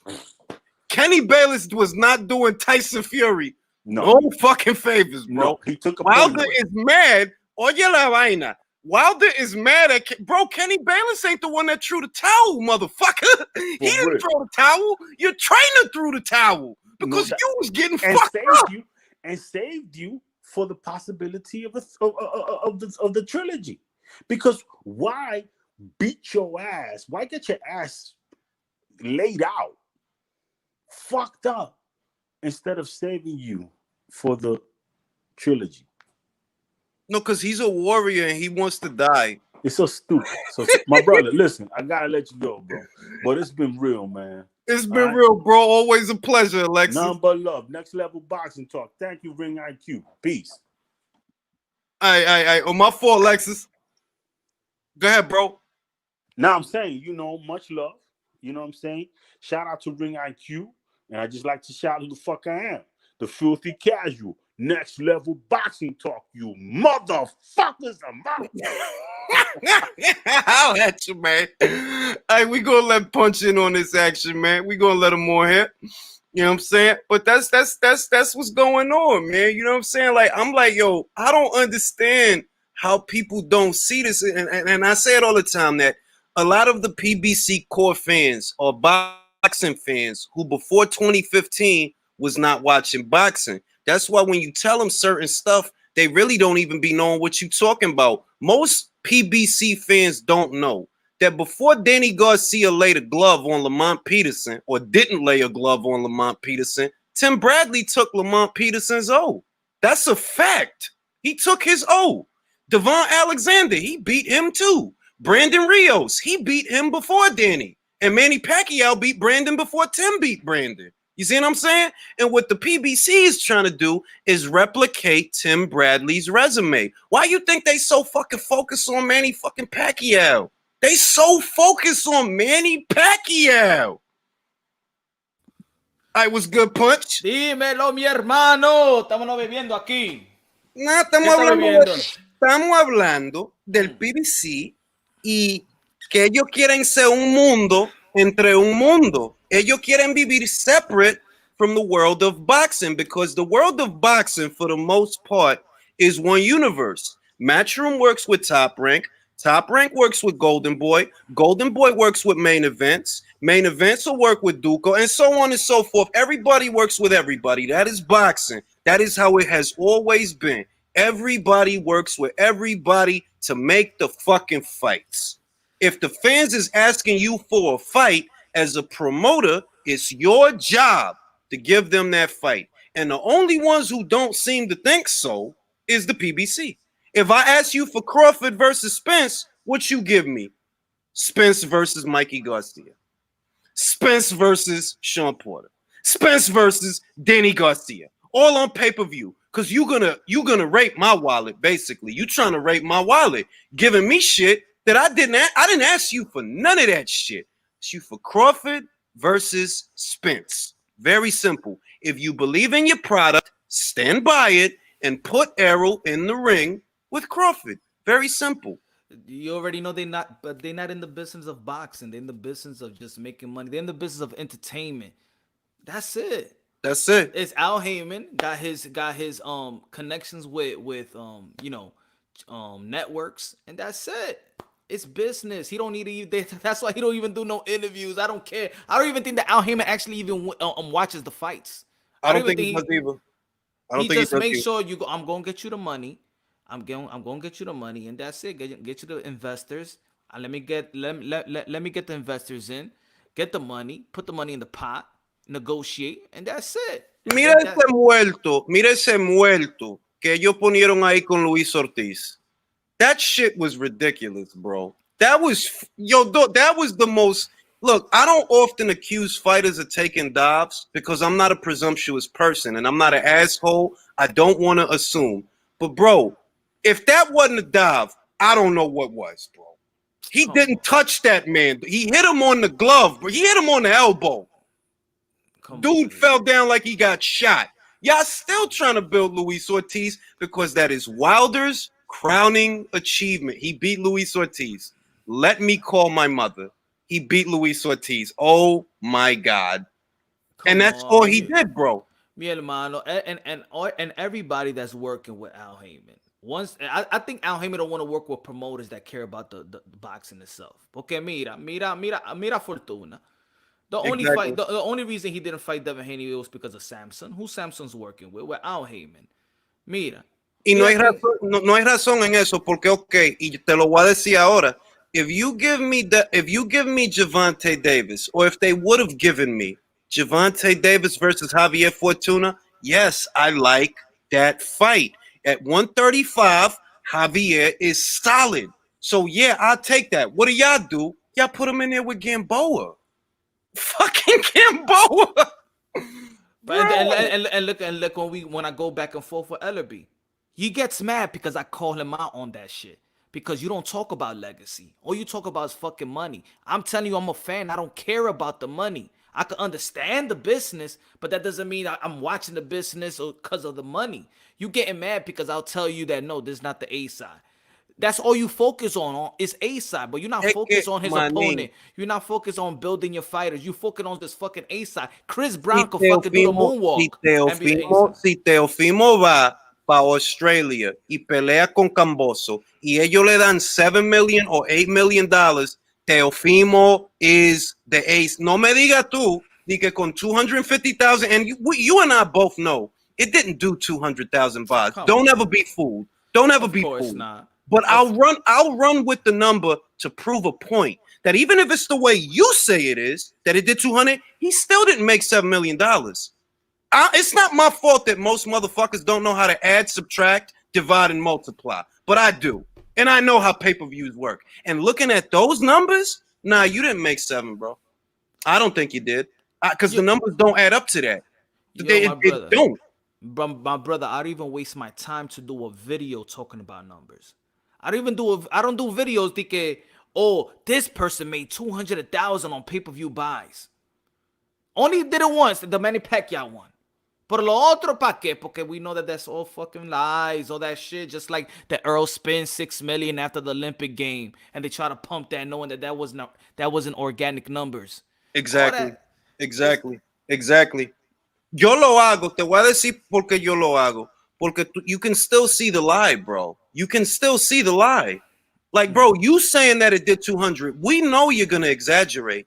If you say it did 200, it probably really did 150. If you say it did 150, it probably only did about 100. So if you sitting here telling me that he did 220,000, yo, he probably did like 150,000, bro. Mm-hmm. It's between there. It's not 220,000. Just like, look, the day after Spence versus Porter, right? The Monday after that, Mike Kopinger says, yo, the pay-per-view is tracking at 350. I'm like, wait a minute. When the fuck you ever heard of pay-per-view buys coming out 2 days after the fight? I never seen, and I've been watching boxing a long time, bro. Exactly. I ain't never seen no pay-per-view buys. Now, fast forward a couple of months. Bill Wenger has an interview with the people at Boxing Scene, and the reported buys was what? 277,000. You didn't crack 300,000. Now, them bullshit channels on YouTube, you could run with the lie, bro. I'm running with the numbers in the Bill Wenger article. That's why, because he's a Fox executive. Are you a Fox executive? If you're a Fox executive, then I'll qualify your opinion. If you're not, you can shut the fuck up. Yeah, man. Like, yeah. PBC is all about, man. That's why I don't believe that Bud and Spence is gonna happen. I don't like de verdad, it's not gonna happen, bro. It's just recycled content that we're doing. Lo que va a pasar, José va a pelear con Josh. José va a pelear con Josh el año que viene. The winner's gonna go up to 147, and they're gonna fight Crawford. Eso es lo que va a pasar. Yo, por eso, I don't look. I think that Spence beats Danny. All right, pero I want Danny to beat Spence, so he could throw a monkey wrench in the 147. So he could throw this monkey wrench of the belief of Bud and Spence. Because if he throws that monkey wrench, we could stop talking about the bullshit. That's what I want to throw that monkey wrench, just like in 154, where he did that. Al Heyman did that too, with Hurd and Charlo. También. He fucked that fight. He fucked that. Like, there was no fucking reason that they shouldn't have fought. And the only reason that I don't complain is because we still got a unification fight. We did get Charlo versus Rosario. So I'm like, okay, está bien. At least y'all made that fucking fight. Está bien. I'm not going to complain. Pero con el Spence y Crawford, eso no va a pasar. De verdad, in all honesty, for all the arguing and all the videos, tú lo sabes y yo lo sé. Ellos no van a pelear. Nunca. Ellos no van a pelear. Y lo más que puede pasar ahora, that is a benefit to the division, let Danny knock this motherfucker out so that all the belts will go to Danny. And then once Danny goes to 54, the belts will become vacant. Yeah. So other people could fight for them. Yeah, man. Because the moment Spence has them, he's going to hold them hostage. And all you're going to do is keep fighting PBC fighters. That's it. A round robin of PBC fighters. But the thing is also that he said it in front of Bud Crawford's face. He said it. He said, yo, when Bud Crawford asked him, yo, what was in the plans? And then Bud Crawford was like, yo, he didn't even have my name on it. Or Spence was like, nah, you're not in the plans. And then people also got to figure out that in between all those fights, there's mandatories that Earl Spence is gonna have to fight. He just picked up a voluntary defense. That means that he got his a mandatory just sitting there waiting for him. But is Sergey Lipinets and this guy what's his name? Yo no más lo digo to accentuate the truth, porque esto es la verdad. Okay, this is the truth. Errol was in a car accident. I'm okay with him having a tune-up fight. I look at Danny Garcia as a tune-up fight. That's what he is to me. He's a tune-up, right? And I'm okay with that. Go ahead, have your tune-up. You need it. You haven't fought in a year. You was in a car accident. You need a tune-up. I don't even want you to go right into the Crawford fight after that accident. I want you to have a tune-up. So have your tune-up. But after that tune-up, you have run out of excuses. He don't have an IBF mandatory. Clayton versus Lipinets was a draw. Yeah. Mm-hmm. You don't have an IBF mandatory. So you don't have that excuse. But it was counting on that. They was counting on that. Yeah, they was counting like, oh man, let Lipinets win so he could be Nope, it's a draw because Clayton is better than y'all thought he was. He's better than y'all probably thought it was gonna be easy. Y'all probably thought Sergey was gonna beat him. Nope, Clayton, he's a good fighter. Bang, you don't have that excuse. Spence says he don't want to fight Keith Thurman. Okay, then you don't have that excuse either. Are you gonna what you gonna do? You gonna try to make a Sean Porter rematch? I'm not paying for that. I'm not. I paid for the first one. I'm not paying for the second one. Nah, I ain't paying for that one either, man. Even though, you know what I'm saying, is Sean Porter going, he shows up. He makes fight exciting. That's what I said. Sean Porter humbled 147. He humbled 147 in my opinion, but he did, but he was always treated like a stepchild. Oh, he was always treated like a stepchild. Why Danny ain't fight Ugas? Why Keith Thurman ain't fight Ugas? Nah, y'all give him to Sean. He had a harder, and that's the same shit Alexis said. I've been saying that. Like, yo, I respect Sean. Keith, get the fuck out of here. Danny, get the fuck out of here. Sean worked hard for the money. He worked hard for the money because he fought Kell. He fought fucking Danny. He fought fucking Thurman. He fought fucking Ugas. And they ain't putting no money on that promotion either. The Ugas they did. in Florida. Bro, his guarantee was $2 million. His guarantee reported to the commission was he got less money guaranteed than Mikey. That's disrespectful. Mm-hmm. He was a champion. He coming in with a belt for you to fight for that you could win. Mikey has no belt, no fights at 147. He guaranteed more. I'm like, yo, this is bananas, bro. And that's all they guaranteed you? Wow. Yo, they love that dude. They love him, man. This guy is a pimp, bro. They love him, bro. Yeah. You don't know look how they talk about him, bro. Say something about Al Heyman, bro.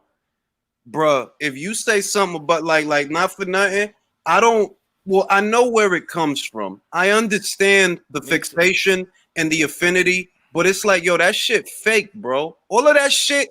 If he's what y'all think he is, right? If he's so for what y'all think he's for, why did he fuck over Rigo?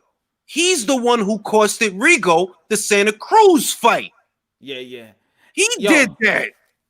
Yo, and I was gonna piggyback off that. Like, don't think that there's other fighters that are not frustrated with Al Heyman. They just not gonna say it right now because they can't afford to say that shit right now. Of course not. But look at Gary Russell was getting frustrated with Al. Gary Russell was getting frustrated. Gary said, "Yo, what's good, Al? Looking for that," and you never got the fight, bro. Now Leo Santa Cruz is talking about retiring.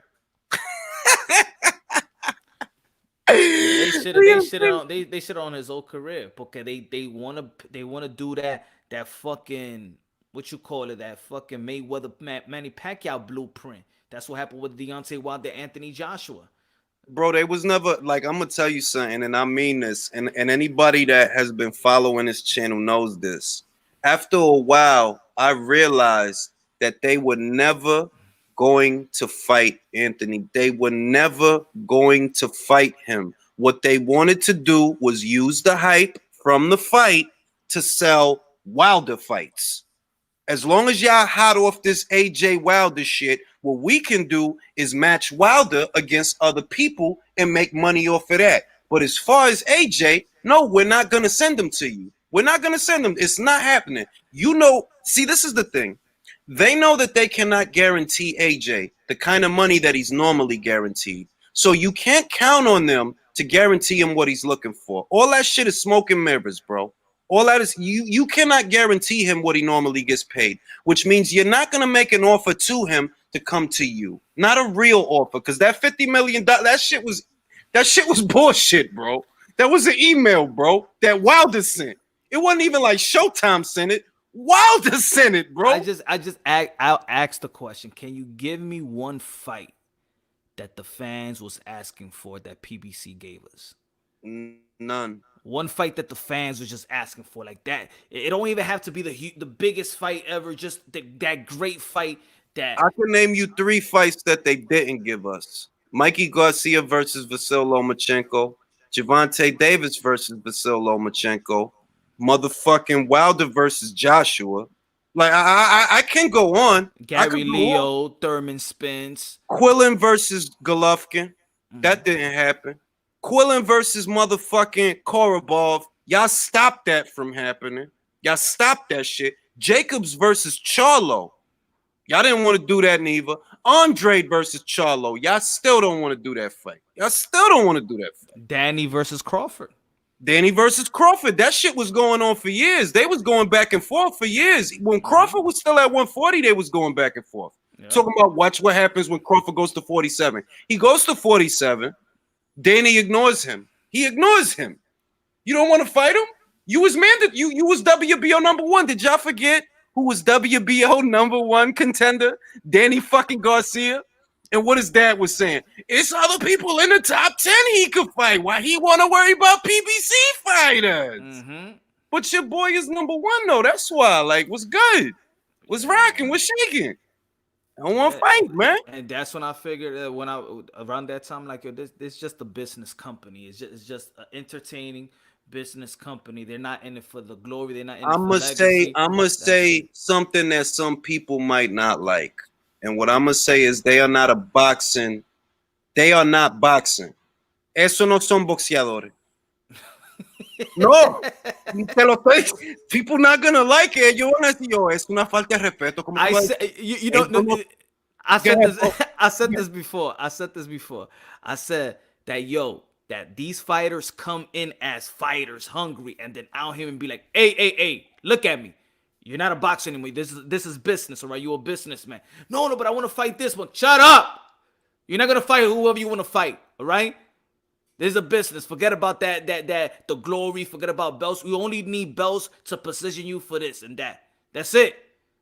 But I want to be the greatest of greatest of all time. Y greatest of all time. Y esa vaina lo que tú me estás hablando a mí. Greatest of all time. Y esa vaina. He's not the days of Muhammad. I think that's the way that he speaks to them. I'm gonna tell you, I honestly believe that he tells those guys that Uga said something, right?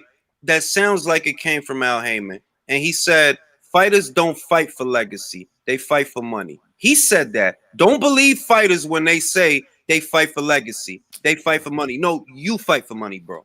Claro You do que that. sí. Because Teofimo, if it was just about money, and he's the best example, Teofimo no tenía ninguna razón to be chasing around no fucking Lomachenko. Aside from he wants to be the best. Exactly. Period. But what they don't understand, I think that where they get fucked over is that I said this earlier.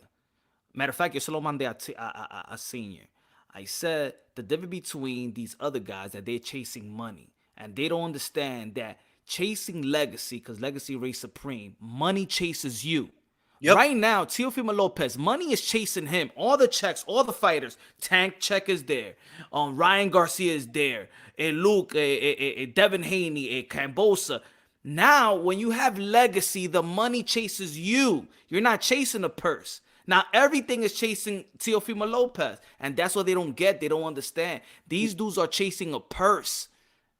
That's what they do. Ponlo así, Teofimo a lo mejor va a hacer más dinero con el Camboso que Davis va a hacer con Gary Russell Jr. Because te lo estoy diciendo, they're going to feed fucking Gary to Davis. What? Mira, if he could get let's say he gets the $7 to $10 million that he was talking about, right? He's going to get more money than Devin, Yep. Tank, Ryan, all put together. Only in one shot.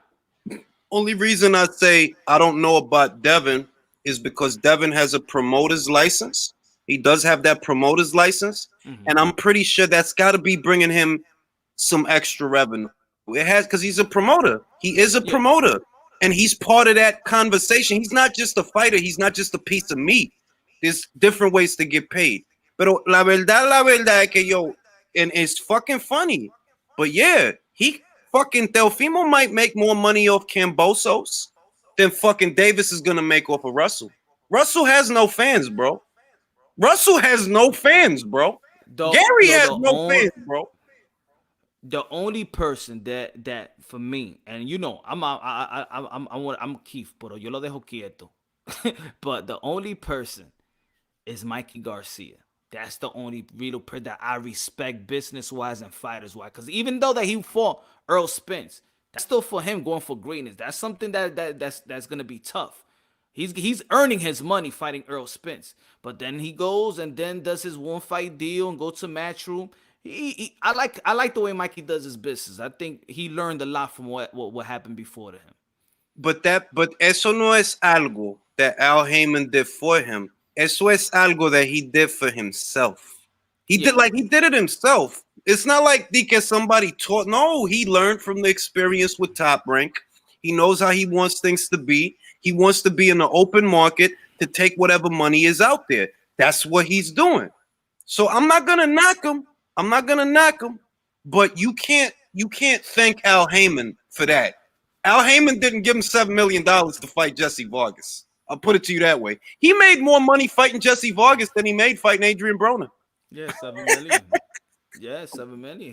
He knows. Fucking wow, bro. He knows where the hole's at, man. He knows where the I like Mikey Garcia's move, man. That's fucking wow, bro. At the end of the day, I'm gonna say I don't look at the PBC as a boxing outfit because I don't really look at those guys as boxers. I look at it as WWE, and I wouldn't be surprised if some of it is scripted. I'm not fucking joking, bro. I wouldn't be nothing surprises me, bro. Oh, I would not be surprised if it's scripted.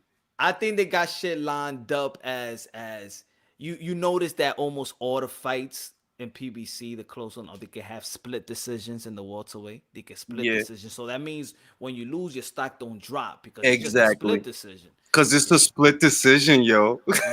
Yeah. Yeah. Nobody lost, bro. Like Wilder go out there, he get outboxed. Yeah, he knocked Fury down 2 times, and I've said this many times. So what? Nevin Pajic knocked down Tyson Fury. Steve Cunningham knocked down Tyson Fury. Knocking him down ain't knocking him out. Now, if you tell me he knocked him out, bien. You didn't knock him out, bro. All right. Now, what did happen is you lost about 10 rounds. I saw it, bro. The world saw it, and the world reacted. Yo, Tyson Fury probably won 10 rounds. 9 if we're being generous to Wilder. All right? And what y'all do, y'all give him a draw. Why? So Wilder's stock don't go down. Yeah. Y'all be hating the myth, thinking, oh, they didn't. You supposed to take the belt away from the champion. Look, for people out there, the judges don't score that bout like that. Like, oh, because he's the champion. No, they go, every round is a fight. All that myth, thinking the championship rounds, there's no fucking such thing as championship rounds when you score in boxing bouts. You know what I'm saying? Well, it's the idea. And look, there's instances I've seen where I understand the ideology. For example, if each round is close and overall what you tally at the end of the fight is close, I'm of the opinion that the champion should retain his title. If it's close, if it's that close, the champion should retain their title. But if you go in there, you got to go in there and beat the shit out of the champion, bro. You got to take the belt. You got to take the belt. That's how it works. Morally, but I'm just, just saying that people be like, oh, but he won the last.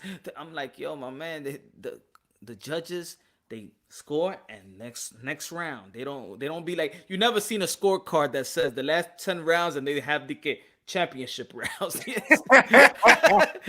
don't score fights like that. These count. The 10th round counts more than the second round. Oh shit, yo, chill, dog. But and honestly, the more I think about it, and I mean this, I'm not just saying. I honestly believe that some of it is scripted. I do. I honestly believe, some of it is scripted, bro. Nah, that's gonna fall right there, bro. Bro, because of how they move, bro. If Davis is the shit, if he's the shit, why didn't y'all give Fortuna that fight? If he's the shit, because he's the fucking shit, right? He's the fucking tank. He hits so hard. But y'all can't put him in there with Fortuna?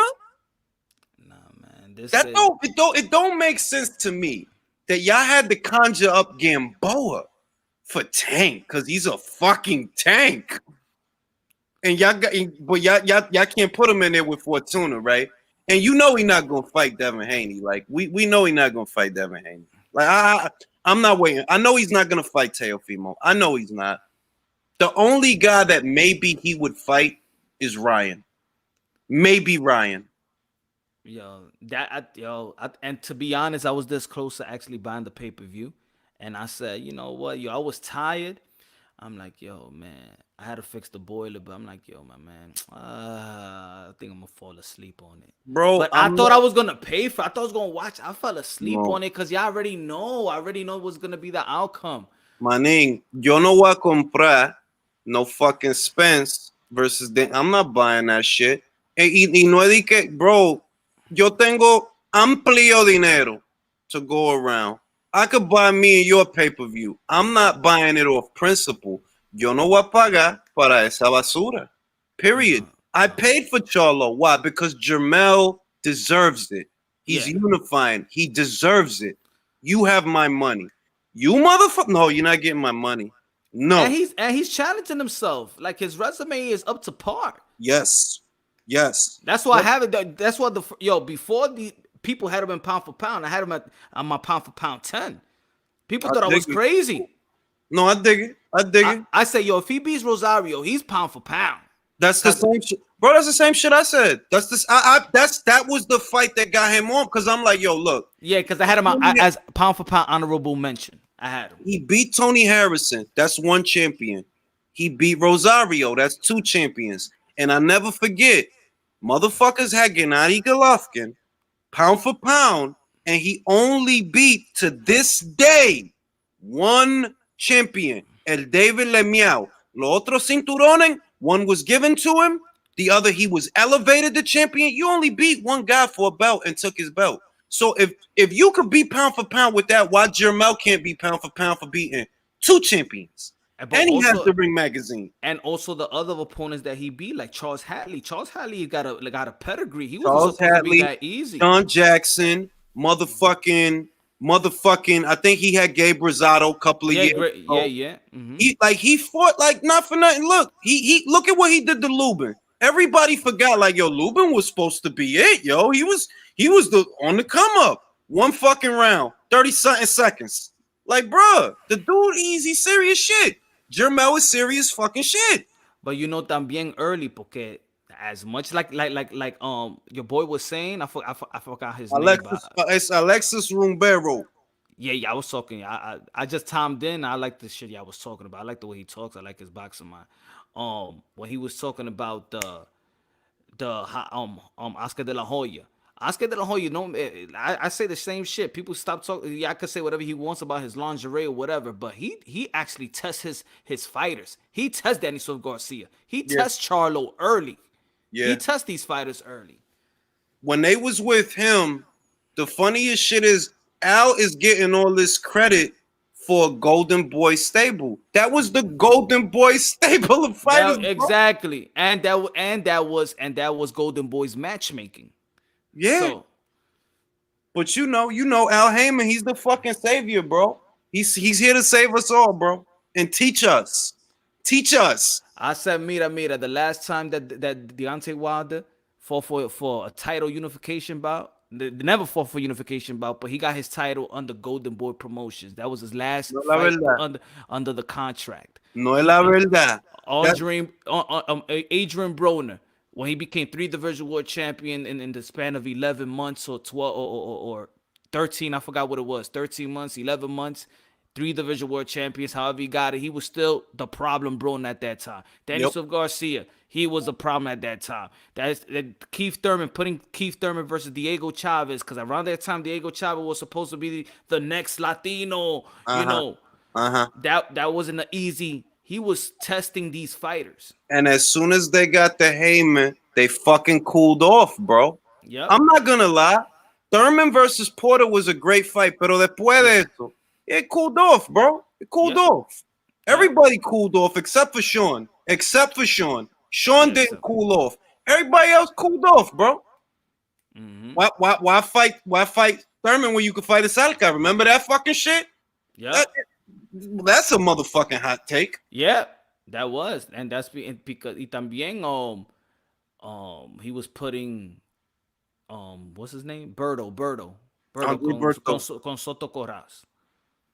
Que perdió. Like, fucking shit, yo. And this is just gonna go on because now they have spread to the lower weights. Ante, they didn't really fuck with the lower weights. So if you got tired of the politics at the glamour weights, you could always watch the lower weights, the bantamweights, the super bantamweights. So now they fucked that up, bro. I was saying it earlier today, right? And it's fucked up. But bantamweight is gonna stay divided because the Casimero versus Rodriguez fight, that's gonna be on PBC. Fucking Donaire versus it's Donaire versus Rodriguez. That's gonna be on PBC, and Casimero versus Rigo. That's gonna be on PBC. And what they gonna do with them fights? They're gonna freeze out Inouye. They're not gonna unify with that kid, bro. Yep. They fucked that whole division up. They're not gonna unify with him. But I do like Inouye's move when he said, or through translation, that he don't respect Nettie. He's a very unprofessional fighter. He doesn't respect him one bit. Well, that's because Neri was banned from fighting in Japan, bro. Like, look, man, that dude is a slime ball, dog. Like, I'm sorry. I respect. What was the fighter's name? I forgot his name. Yamanaka deserved better. Like, bro, you was on clenbuterol in the first fight. I don't give a shit what Mauricio said. They found clenbuterol in your body, and then in the second fight, you blew the weight. Is that a fucking coincidence? That's a fucking coincidence? That once you under the hot lights, and you can't use this clenbuterol, you fucking weight bully. You blew the weight. Yep. Unprofessional. Yeah, Nettie is. And you already know, man. PBC, they all weight bullies. And not for nothing, look at how he look now. He don't even look how he used to look before. With Payano, he looked. He looked like 160 pounds when he was sparring the other day with this guy. Who he was sparring with? I didn't even know that was Natty. I was like, this guy looked like 170 pounds. Fucking shit, dog. He's a fucking bantamweight, bro. Yo, who he was sparring the other day? No, it wasn't Ryan. I think it was Canelo. Was it? Yeah, it was Canelo. I think He was sparring Canelo. Get the fuck out. No, yeah, because he's with Eddie Reynoso. I fucking forgot. He is with Eddie Reynoso. Damn, B. Yeah, there's a video where he's sparring. I'm not saying this is, and I was saying this is Natty. This guy looked too big. No wonder he looking flat in his fights now, though. He looking flat, like because he got cut so much. He was getting touched the other fight. Bro, all I know is even though I could sit here and tell you that I think Inoue will beat all of them guys, it don't matter because it ain't gonna happen. It ain't gonna happen. He looked sharp, yo, last fight. He didn't lose a step, bro. He beat the shit out of Maloney. He didn't lose a step. Yeah, he looked sharp, bro. But he not gonna get those fights, man. I'm telling you. I would hope that let's say Donaire beats Rodriguez, right? Let's say I would hope that Donaire wants to rematch with Inoue. I would hope, but I don't know because at the same time, does Donaire like his chances against Inoue in the second fight? Maybe he says, nah, I don't want to deal with Inoue. Let me fight the winner of Casemiro versus Rigo. Because maybe I could beat the shit out of old ass Rigo.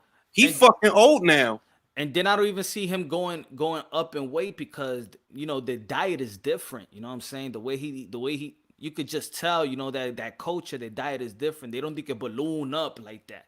So I don't even see with like jumping weight like that. Es que tú no ves, yo, look.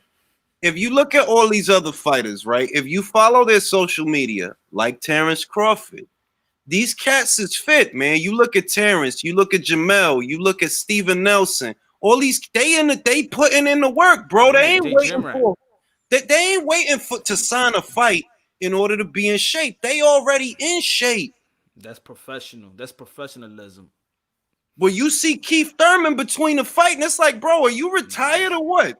Yeah, that's you retired or what? You see Broner between the fight, yo, you retired or what? Because you look retired, bro. Eso da asco, man. Eso da asco. To see his belly, like, y no tiene vergüenza. He's not even, like, he don't care. Like, like that's like showing the people, like, you a professional boxer, but, yo, I'm going to fucking get this money when I get a contract, and I'm going to be back in shape, and that shit is whack, eso da vergüenza. Eso da vergüenza. It does. And Danny's like that. Danny get big between fights, man. Yeah. But he get big, but not like out of shape big. You feel me? Like No. They can have a belly hanging out and stuff like that. That's fucking wild, bro. I seen mad pictures like all them hiatuses that Keith Thurman had. Yo, he was fucking fat, bro. Like he was like fat. Tony Harrison ahead of the rematch with Jamel. He had to use a gym, Keith Thurman's gym or whatever. In Tampa, yeah. Bro, the dude was fat as shit. I'm like, yo, dog, like, what the fuck? Like, bro, you a welterweight, bro. What the fuck are you doing? He said the most he ever weighed was, 187? I'm like, yo, like, I even did a video. I'm like, come on, bro. Bro, like, ya ese tipo está acabado, man. Por eso es que yo lo dije que la pelea con Manny me iba a decirme, where does Keith Thurman go from here? Because it's a passing of the torch fight. That's what that was. Yeah. That you, out of all the different PBC welterweights that's out there, you the one that got the Pacquiao fight. So eso fue una oportunidad grande. Que if you beat him, aunque está viejecito y toda la vaina, this is it for you. This is your moment. And what happened? En el primer asalto, he fucking dropped you, bro. In a round that you were winning. I was shocked, bro. Bro, my jaw hit the floor, bro. My jaw hit the floor. But But me knowing like Keith ever since the amateur, he switched up his defense versus Josecito Lopez. Like he tried to do shoulder roll. And I'm saying in my mind, like, you never did that shit before. Why the fuck are you trying to do this shoulder? Why you blocking like that? You never do that shit. Bruh. Es que el Pacquiao, and I'm not a Pacquiao fan, right? I'm not, but I respect him. I respect him the way I respect Floyd and just a lot of guys. El Pacquiao, ese tipo un guerrero. Punto y aparte, ese tipo es un guerrero. If one of those guys got knocked out, the way that Manny got knocked out by Marquez, they don't come back. They don't come back. Manny has been a champion 2 times since then. He won the WBO from Jesse Vargas, and he just won the WBA from Keith Thurman. But you know why also he's prepared like that? Yo, sometimes I'll be like, I like when fighters lose early in their career. Because, that invincibility of that old or getting humiliated. Manny Pacquiao been broke and been poor. He's not human. He already lived the life of being humiliated. Eso no es nada. Eso no es nada. Eso tipo, see, if Errol Spence got knocked out, right, the way that Manny got knocked out by Juan, bro, he don't come back, bro. He don't, after the brothers, he don't come back. No.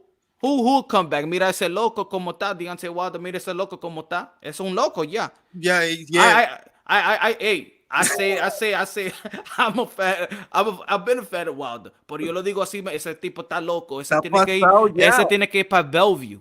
Bro, yo, low key, I was born in Bellevue. I'm dead ass. That's where my son was born. My oldest son. Oh shit, I was born there, bro. Pero que lo lleve para el mental institute next to the Bellevue in 32nd Street. Ese, llévalo para ese building a ese tipo for 30 days. He needs that, bro. Look at what one, like, yo, dog, people thought that Manny died when Juan hit him. They thought he fucking died, bro. Yeah. And if one of these PBC guys, like, let it be Arum, let it be Key for sure, if they get slapped like that, se acabó. You're not winning a title at Manny. Fucking Manny. He wins the WBO.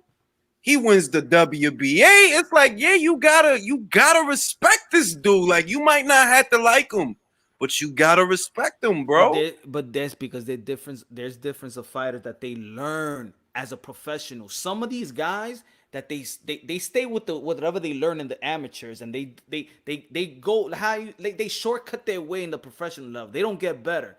Guys like Canelo Alvarez, you saw his growth through his professional level. Yeah. Manny Pacquiao couldn't throw a jab. Yeah. He didn't even know what the fuck a jab was. You could see at 30 he started, even with the knockout. Now he became patient. Because if it was the old Manny Pacquiao, he would have got put down by Thurman even that last fight. But bro, it was patient. A double jab. It was a triple jab that he caught Thurman with in the first round. He kept jabbing and he kept backing Keith off, and I think he hooked him. I can't tell. It looked like he double jabbed and threw a hook with the same hand. It was a straight left. It was the straight left to the body, and then follow up with the right cross. Bruh, it was beautiful. And when that shit, yo, dog, that was a magic. That, I'm telling you, it's very few moments in boxing these days that have magic. When I seen that shit, that was fucking magic. Like, yo. And so, yo, even me, I went to the Lubin and Charlo fight. I didn't know that Charlo was gonna do that to Erickson Lubin like that. Bro, like I saw that fight that was gonna be a good one because I had high hopes for Lubin too coming. I thought a lot of people, look. My prediction, right, was I don't know how and it's still up. I don't know how Jermell is gonna win. I just feel that he is, because Lubin has not fought the kind of people that I think he needed to fight. But was I expecting him to get slapped off a short uppercut on the inside just a few seconds into the... Nah, I was not expecting that. Hell no. And that's another fighter right there that's getting better in the profession. You could see that he's getting better. He's learning. He's putting more tools in the toolbox. Bud Crawford putting more tools in the toolbox. You could see it from the beginning. Ese tipo, you can't plan around Bud Crawford también. You can't plan around him. Pero lo malo es que while Top Rank is still grooming fighters, y Oscar is still grooming fighters, y Eddie and Frank is doing it too, because you know what? You didn't have to make Dubois versus Joyce. Yeah, you could have kept them away from each other and just tried to get money off of both of them. You didn't have to make them fight each other. Pero ellos saben, iron sharpens iron. You can't spoon feed them applesauce and think you're gonna get like a true blue fucking. No, it don't work like that. Now, Maestro Mamagüero de los PBC, they the only ones that think like, yeah, we just gonna vamos a darle muerto, puro muerto every fucking fight. And then when they lose bad. No, they can lose good. Aside from guys like Denis Garcia, puro lo otro. They lose bad, man. They lose fucking bad, bro. They lose. Mira Wilder. One loss, bro. Really, it's just one. It's just one. Person. I was talking about that earlier. One loss, one guy. Y míralo como lo tiene. Loqueado. That dude is nuts, bro. Yo, what you think? What you think? I asked this question. Who you think took who you think took the worst loss? Muhammad Ali after? I mean George Foreman after Muhammad Ali, or Deontay Wilder after Fury? Honestly, I wouldn't use George, because look at how long it took George to come back. It took him a decade, bro. No, that was after he lost the second fight. The second fight that he lost, that's when he took the 10 years off. Yeah, that's true. That's true. After Ali, he almost took 2 years. Pero te recuerda el excuse que about the water. The excuse que it was his trainer's fault about, because the trainer said, if you ever go down, look at the corner and you gotta go by my count, not the referee. Yo, all the excuses in the world. That was fucking worse than Wilder. I'm like, I dig it, right? But I guess hindsight being 2020, the reason that I wouldn't put George in that situation is because George came back. That George became a heavyweight champion at the age of 46 years old. And before that even happened, I think it was Holyfield. He gave Holyfield a real good fight. And he was fucking 46, bro. 46, bro. It's like, yo, do you think that Wilder could come back? I give him a chance to come back, because the only guy that he's losing to is one guy. Like, I don't want his career to be defined by one guy. It's not that. It's that. Look at what's happening in the division, right? You got Hergovic, you got Yoka, you got Dubois, you got Joyce, you got Babic. Yo, it's so many guys that's coming que son fucking monstruo. And I'm like, yo, look, I don't know that you could deal with an Arslanbek Makhmudov. Because this guy's coming to take your head off. That's what he's coming to do. And you are a protected fighter. You are not accustomed to being in these sink or swim situations. You didn't even realize you was in a sink or swim situation with Tyson Fury. That was a cherry pick, bro. That was a cherry pick. Yo, mi hermano, yo te digo así. I understand why Wilder is like that. Porque his circle is less than what you think he is. His circle is less. Yo, have a conversation con uno de esos tipos. ¿Tú crees que ellos son tan bien estúpidos como they have like a 5th grade level type of education level? Que un bobo. Mal. Toditos son bobos. Eso. Well, when they contact me and be like, yo, Punch, you fucked up. You said this. And then another time they call me, they hit me up. They go, how you going to let people talk about D like that in your panel? Like, didn't we tell you? I say, yo, my man, look, I'm going to tell you like this, yo. I have integrity, my man. I ain't no LD. I'm not LDBC. I don't know what you think y'all coming. Think it, yo, but we told you to say no. Look. I requested for an interview.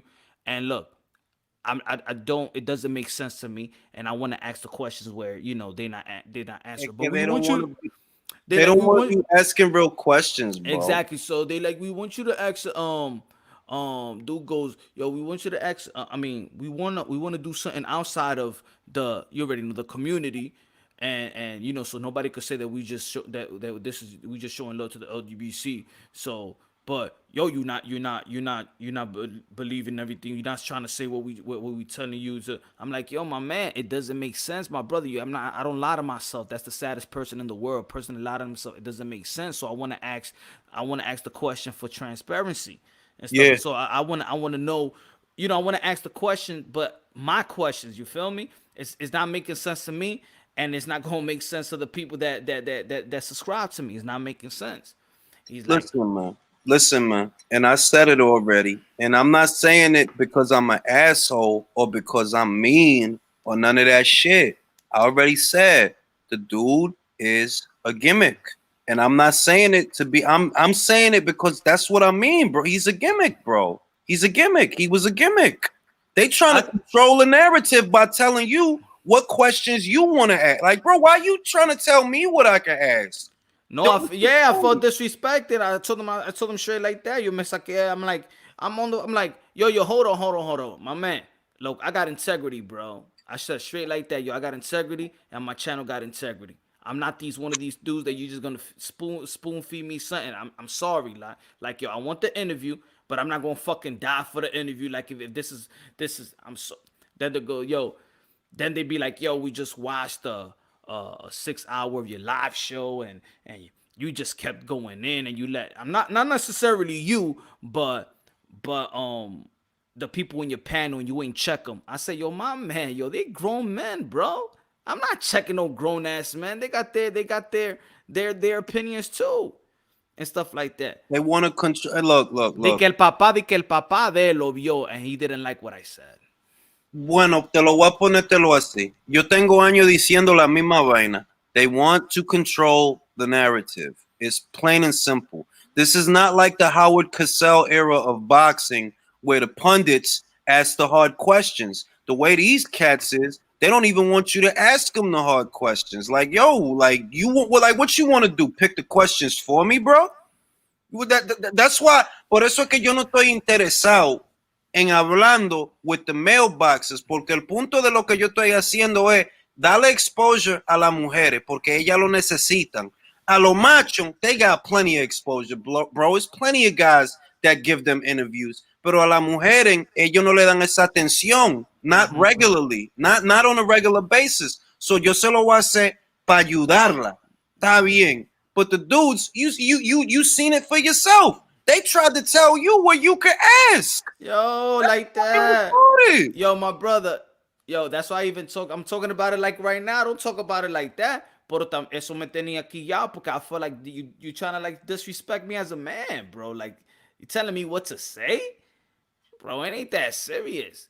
Yeah. And then you know what I told? I said, yo, I still, yo, it's on my channel. I keep on saying I'm a fan, but I just feel like y'all went about it the wrong way. You feel me? Y'all talking about y'all want the trilogy. I mean, y'all had 8 months. I told him straight up. I said, look, el hermano de también me llamó. And I'm like, look, y'all had 7 to 8 months to look at the landscape of how a lot of people feel about these type of excuses. See, you still saying excuses. Look, whatever you want to call it. I said, y'all had 7 to 8 months to look to look how people was, you know, the feedback of the fans. So him coming out after the 7-8 months, you should have been like, you know what? It's not even a good idea for me to put more wood on the fire. For me, I would have kept my mouth shut. And if I'm going for the trilogy, just talk about the trilogy, because you already know throughout the whole month that shit, people wasn't buying it. It wasn't. So you supposed to that was your chance to be like, all right, when I first come out and talk, I ain't gonna say that shit because ain't nobody buying it. But no, you made it fucking worse. Because you could easily go back to all those channels and be like, you know what? I'm gonna debunk what y'all saying, because that's what y'all on. I already know this because they try to do it with me. I know that this is all spoon fed, and es que esa historia entera ellos se lo dieron a ellos. Yeah. Ellos le dijeron a esos canales, yo, say this, say that, say this, say that. You're not trying to tell the truth, bro. Tú lo que estás diciendo es lo que tú. I don't even know if he really believes it. Or is it just that it's a narrative as a marketing tool? I don't know. To me, it could be either one. No, I think it's a marketing tool, but pero yo te estoy diciendo, esos tipos son bobo. That's what I mean. Like they don't even have. They need another strategy, but yo, I'm telling you, man, you'll have a conversation, one of them, and you're gonna be like, yo, it's true what Punch is telling me, these niggas. I don't know. It's like you talking to guys in the 5th grade or something. Like even talking to them is like, I don't know, because you know, también the boxers too, and they get punched in the head, and I don't know. Bro. No, y yo no lo quiero. Esto es la otra vaina. I would like to do más entrevistas con los peleadores, pero a la misma vez yo sé que they get punched in their head.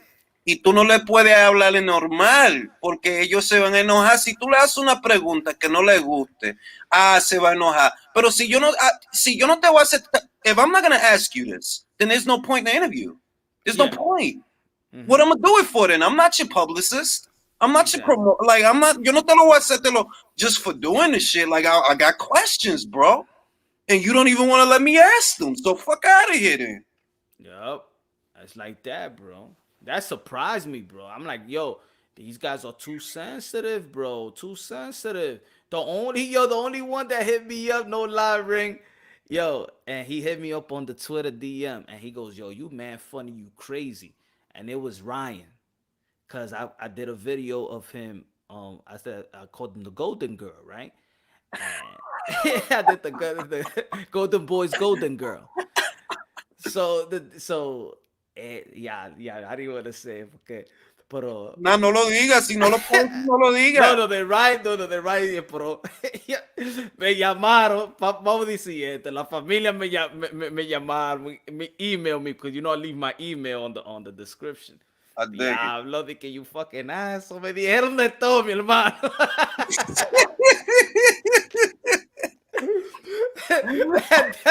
And then dije yo, but give me your number. Okay, boom, la llamé, and me like, yo, nah. And then, you know, we talked about it, like, no, you know what I'm saying? I deliver my content with you know, with laughter too, you know what I'm saying? Throw some jokes and shit like that. Look, all these boxers are my modern day. I'd say it like that. Yo, I have all respect for boxers, you know what I'm saying? This is why I do the channel, not to bring nobody down or nothing like that. But también, I gotta hold the accountability. Oh, no, but if you ask the right question, I'll tell you what's going on in negotiations and stuff like that. I'm like, oh, cool. Why you ain't come to? I said, I don't know his manager. You know, I don't know, whatever. So, boom, we talked about it. I said, look, we're going to give you other information and stuff like that. And that's like, okay. So then when I was saying, yo, he's going to fight Luke Campbell, I already knew it before. Okay, yeah. Now, she said, they were like, yo, you got, you know, you're doing journalism. So it's your job as a journalism to reach out and then, you know, to get the proper story. And I said, yo, but I got this story from ESPN. She said, Steve Kim don't know fucking shit.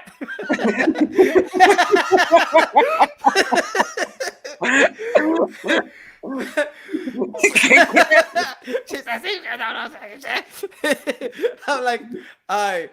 So, and then Ryan hit me up. He like, yo, man, don't sweat it, man. You man funny and crazy. She like, oh, yo. I said, yo, dang. I said, thanks, cause yo, it's getting to a point where when you know these boxers, y'all on some fickle shit. And he like, nah, man, I don't say nothing personal, yo. You man funny, to be honest.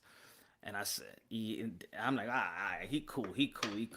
And then that's when they call me and be like, yo, can you would you want to do an interview with Sean? I'm like, yeah, sure. Con ¿Cuál Sean? ¿Cuál Sean? The little brother, Ryan's little brother. I dig it. Yeah. De verdad, Punch, mi hermano te lo va a decir. Yo no tengo deseo de hacer entrevistas por esa razón. Because if I can't be straight, like como tú lo dices, yo no quiero mentir. Yo no quiero, I don't want to offend. No. Si yo no puedo hacer la pregunta que yo quiero hacer, pues déjame quieto. No me sale to be, you know, I could be cool too. Like también, you know, if you're doing some type of journalism work, yeah, you want that relationship, you know. You're not gonna be like, if you see if you're in the fucking street and you see this dude cheating on his wife or girl, you're gonna do a video. Yo, I see this guy cheating on her. I'm not on that type of time either. You know? Yeah, like I don't want it to be ambush journalism, but when I see what goes on, that it's like, oh well, you gotta kiss a lot of ass, or like, nah, I'm not gonna do that. So if that's the only way to get it, I'm good. I'm gonna just do my little thing, because at the end of the day, what I am more than I'm a fan, bro. So I'm gonna do my fan shit and be a fan, and that's it. Y eso es suficiente. As far as la entrevista con las mujeres, it's not about the interview. It's about starting the conversation. So it becomes normal. Porque Fight Hype y Fight Hub y todo eso diferentes canales, they don't give them that exposure. So, all right, I got you. I'm going to do it. I'll do it. I'll try to do it as often as I can because I do have a day job. But I'll try to do it as often as I can, and hopefully that'll help. Pero You por lo should do más, it. no me gaste el tiempo because yo no te voy a lamber el culo. I'm not going to do that. No, but you should. Yeah, true. I agree with you on that. But you should do it. You know what I'm saying? Because you know what I'm saying. You got a great platform, and you're very credible, and I think you should do it. Especially that's why I like doing it with the boxes that you could see that they humble. That's why with the Jason Maloney and George Cambosa. On Monday I got Andrew Maloney. I'm gonna interview him on Monday. Pues, you know. Vamos a ver si yo lo hago en el año que viene, más de un esfuerzo, porque it's like, yo, dog, I'm not gonna ambush you, but I'm not trying to like, nah, you're not gonna control the narrative neither, bro. Like, if I have questions, it might be questions you don't like. It might be, but if I can't ask that, then why are we doing this? What's the point? Yeah, but for them it's promotion también. For them it's promotion. They know that once they not fighting, ain't no network paying attention to them, and it's only the YouTube circuit. So they know they want to make it seem like if they do it, if they doing this is what I've noticed, that if they doing an interview with me, they feel like I'm helping you out in your channel, in your little channel and shit like that. Man, you're not, bro. It's not like that, bro. I could do my content because most of my views is not even. I don't get views like that because I interview you. That's what I was gonna say. Te voy a decir algo. A mí me llega más dinero from regular shit that I do, just regular stupid shit that I do. Exactly. It's like I get more money off of that if we gonna keep it a beans. So, no, exactly. That's what I'm trying to say. Like I get more views doing my own shit than having you, having me interview you. So that's real shit. Like no te haga que you're not doing. I'm doing you a favor, believe me, because I'm gonna get money regardless, bro. I could sit here talking about cheese sandwiches and get that paper. So I mean, like, exactly.